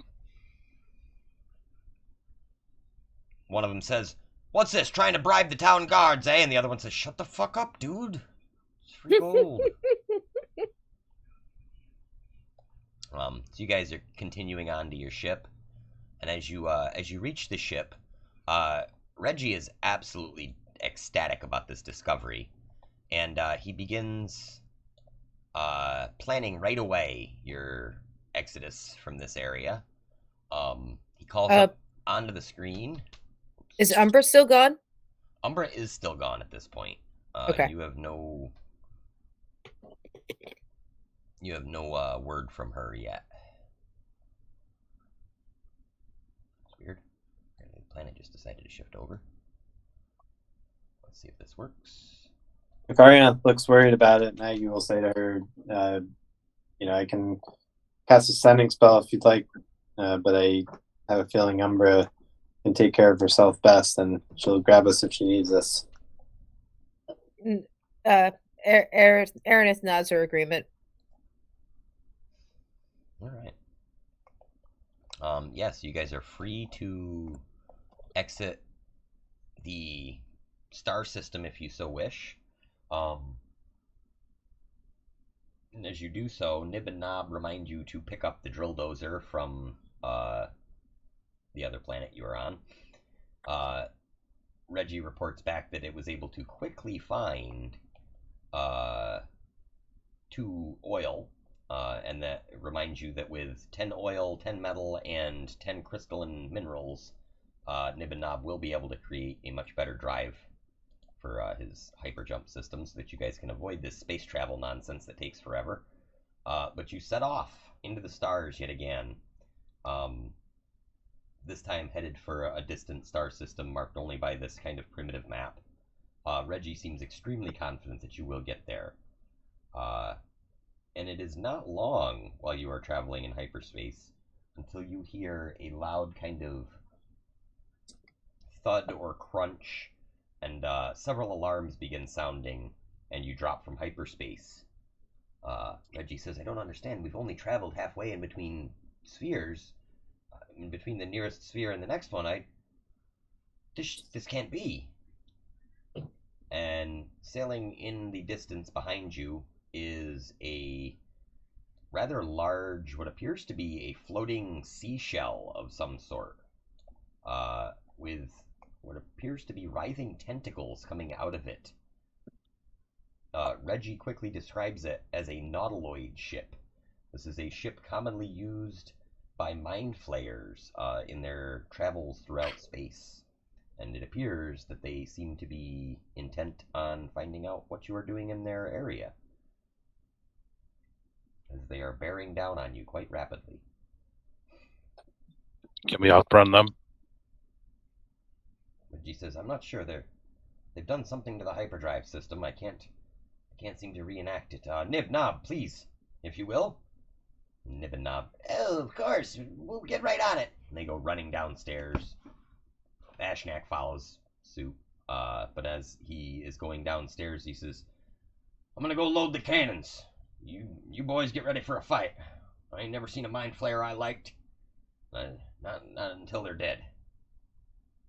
Maggie offers her mending cantrip. Yeah, so Nib and Nob are happy to accept that. You've got to go below decks in order to do that.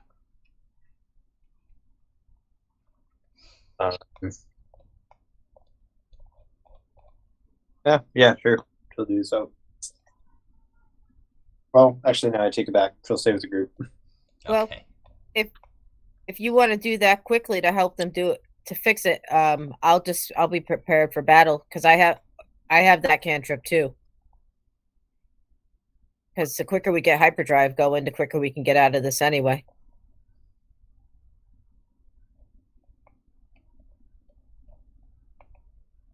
Maggie suggested Arianth go use her mending spell and just looks above board to because Arianth knows the shit better. Fair enough. Ernest says, quickly, let's go. I'll help you mend it real quick. Yeah, I'm gonna see if there's like a cannon I can stand near, and then if it looks like they're about to board, I'm gonna try to attack them. So. Absolutely. I tell the group to use the mental channel to let me know if they get close enough to attack. Okay, yeah, and there are 3 cannons on each side of the Serenity, ironically, that are able to be fired at a moment's notice. The crew has already got each of the 3 of them loaded. And as you guys have experienced before with like ballista and other kind of war machines, they do tend to take a couple of rounds to reload. It's usually 1 round to fire, 1 round to reload, or to clean it out, and then 1 round to reload it before you can fire. So it's like every 3rd round you can fire. With 2 people working on it, you can reduce that to 1 round in between shots. And this nautiloid is several thousand feet behind you still, but it is closing the gap. Must go like ringing the bell, yelling battle stations. Yeah, and the crew is scrambling now at this point. There's like people climbing up into the crow's nest. You can hear people crying out, 1,000 feet, 900 feet, and like as the ship is slowly bearing down on you all. And you can see through the ship's kind of mounted spyglass off the back. There is lettering written across this nautiloid. And were it any other type of ship, it would actually be rather humorous. But in this case, being that it is an illithid or mind flayer ship, the fact that it is named the Empty Skull is rather foreboding. Have Nibanob and I made it to the thing to start mending? Yes, you guys are now down in the engine room. So you are able to start the mending process. It looks like it's going to take probably about 5 rounds or so to be able to fix this thing entirely. 5 straight rounds of just using your mending spell. I'm gonna flip Mooby a great axe and tell him to follow me. Moo, yeah, motherfucker. How long will it take if I end up like having to leave to fight? Probably with just Nib and Nob working on it, probably twice that long, probably 10 rounds. All right, well, I'll keep working on it for a while, for at least a few rounds, because they're still several thousand feet away, right? Yeah, well, they're still about 1,000 feet right now, like in closing. Okay. They do seem to be closing pretty rapidly, like a couple 100 feet per round. So, all right, well, for now, at least I'll continue helping them with mending. Okay, so we'll say 1 mending spell is going. Maggie, what are you doing during this then? You're just staying on the deck and readying any sort of actions or anything? Yeah, she's preparing a spell for if they're attacking within 600 feet, she's gonna bring out a celestial and have them fire back. Excellent. Okay, it looks like they're gonna be another probably round or so before they're within 600 feet. Like on the same round that Arianth is doing the first men spell, they've closed about 200 feet or so. So they're at about 800. Tohan, as you're yelling to everyone to ready up, that's kind of that same round as well. Venadia, is there anything you'd like to be trying to do during that first of these 5 rounds?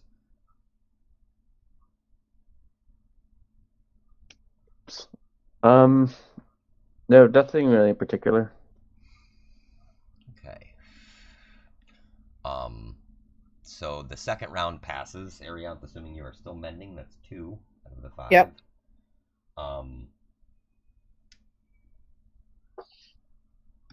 So they close within 600 feet. So Maggie, you were going to summon a celestial, right?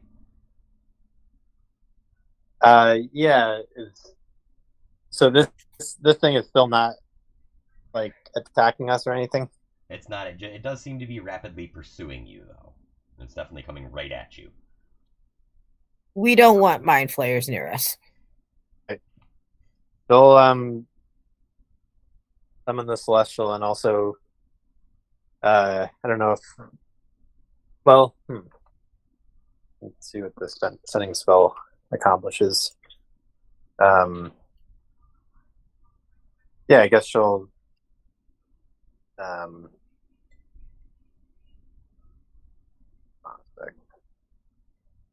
so can be cast a creature with which you are familiar. So it's like seeing a ship coming towards close enough for that, or you have to know them better than that. I mean, considering that this appears to be some form of living ship, you could try to communicate directly with the ship. I mean, it's familiar enough in that it's right in front of you. Okay, so yeah, let's say the round before then that if this ship is living, she'll try to communicate with the ship itself and basically, say like what have you done to our ship? What reason do you have to attack us? We'll respond with overwhelming force. When you send this sending spell, as soon as you are done sending it, you are met with what is essentially just a psychic scream. Make me a wisdom saving throw, DC 22, or suffer 24 damage. Psychic damage. Yowza. Oh man, let's see. It's like putting your head up to the PA at the rock concert. I used the luck to try to get better, but I ended up with 20. So it's a 20. 24 psychic damage. As the pain just racks through your head, it like almost brings you to your knees on the deck here. Okay, then definitely on the next round, she's gonna summon a celestial and have it fire arrows. Moo! You pissed Mom off, motherfuckers! You're my best friend, Booby. Wait, is that my name now, Mooby? Yeah. Awesome! Love it. I need some golden armor, and then I can be Mooby the Golden Calf. Aren't calves children? I think we could probably arrange that. Yeah. I'm not In our that forge. old. I think of the giant golden robot that we had, turning that into armor. Yeah, pretty easy. Hey, robot, armor this guy.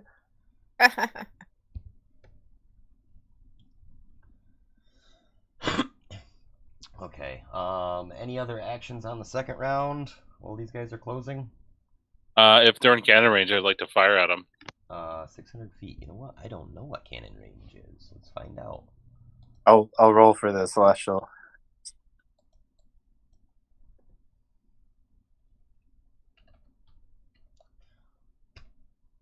Oh, it's so I'm not complicated. sure if a cannon will come up in D&D Beyond or not. Search things. Slow internet. It's not even that slow. I'm impatient. Let's see.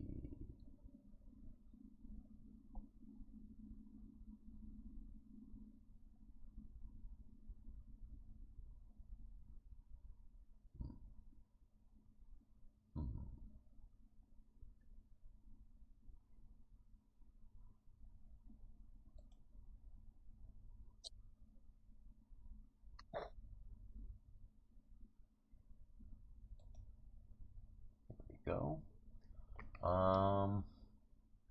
So the cannons are... What's the range on these things?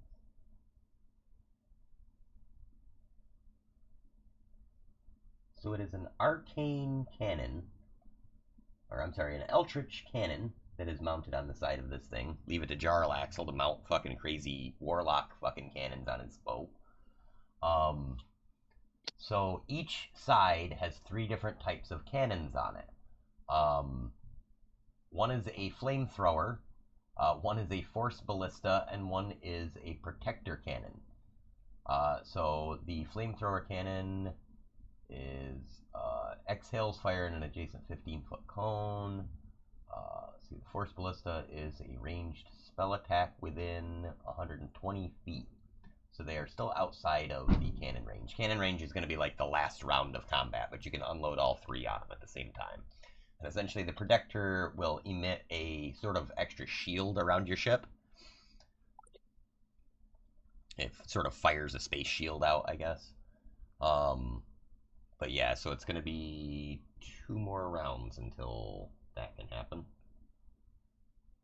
All right, so the 4 arrows that the Celestial is able to fire, the lowest is 16. Does that hit?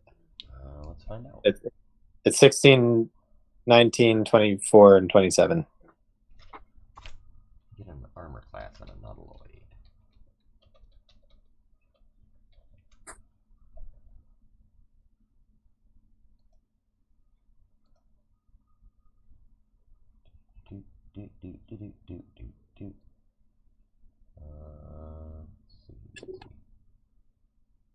Its AC is 15. Anything higher than a 15 hits. Awesome. So 15 or higher hits. So go ahead and roll damage for me. Oh yeah. All right.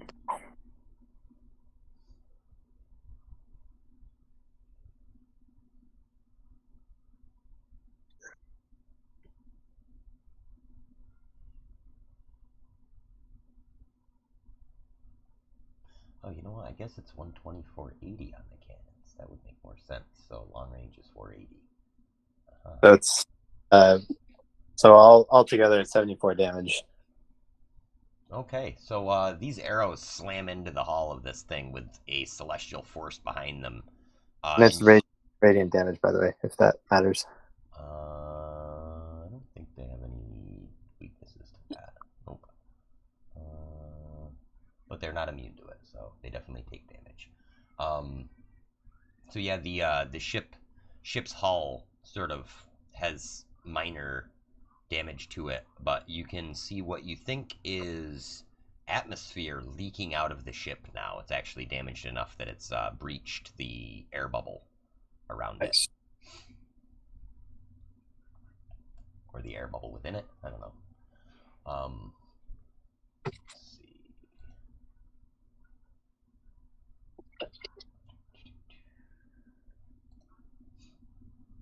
And Tohan, I'm sorry. So there is a long range on those cannons as well. So it's 90 feet is the long range for the flamethrower, but 480 is the long range for the force ballista. So you can fire it on this next turn if you want to. Okay. Seeing as they are closing, Arianth gets her fourth mending spell in. The Celestial will get another turn. We can do that in a second. Maggie, you have another turn as well. And Tohan, you can fire those cannons. That is going to be a... It says it is a ranged spell attack. I don't know, like, do you have a ranged spell attack on your character sheet? No, but I mean, if we have crew, I can just tell them to fire. Okay, so we'll do a straight D20 roll on it then. I mean, the AC is only 15 on the thing, so it's not super hard to hit. I rolled 15. Okay, so it hits. It takes 2d8 force damage, and is potentially pushed up to 50 feet away from the cannon. 9. Okay, so it takes 9 more force damage on top of 74. So it doesn't appear to do a lot of hull damage to it, but it does push it back 50 feet. so gaining you guys a little extra time before it is on top of you. Reload. Yeah, and the crew immediately begins reloading. Maggie, Celestial is firing again, I'm guessing? Oh yeah. Okay. Celestial hits 4 times, and it's 64 radiant damage this time. Okay. So again, this thing is smashed by these arrows, and now you see a lot of little like piss holes of atmosphere pouring out of this thing like into space. Like it's noticeably bending the light of the stars behind it as it leaks out. And now you can see coming out of the underside of this shell is what appears to be all these like crustacean sort of fighter ships, things that look sort of like lobsters or crabs coming out from underneath it, but they're scurrying out by the drove. There's like 24 of these little fighter drones coming out, and as they appear, we are now reaching the 5th round.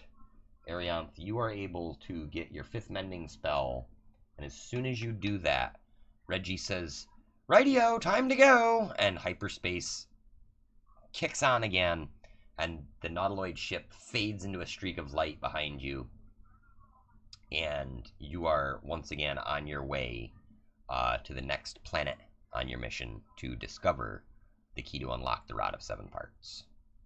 And that's probably about as good of a spot to stop as any. Nice. Yeah, that was good. And you know Roll the theme best song. Yeah. Credits theme song.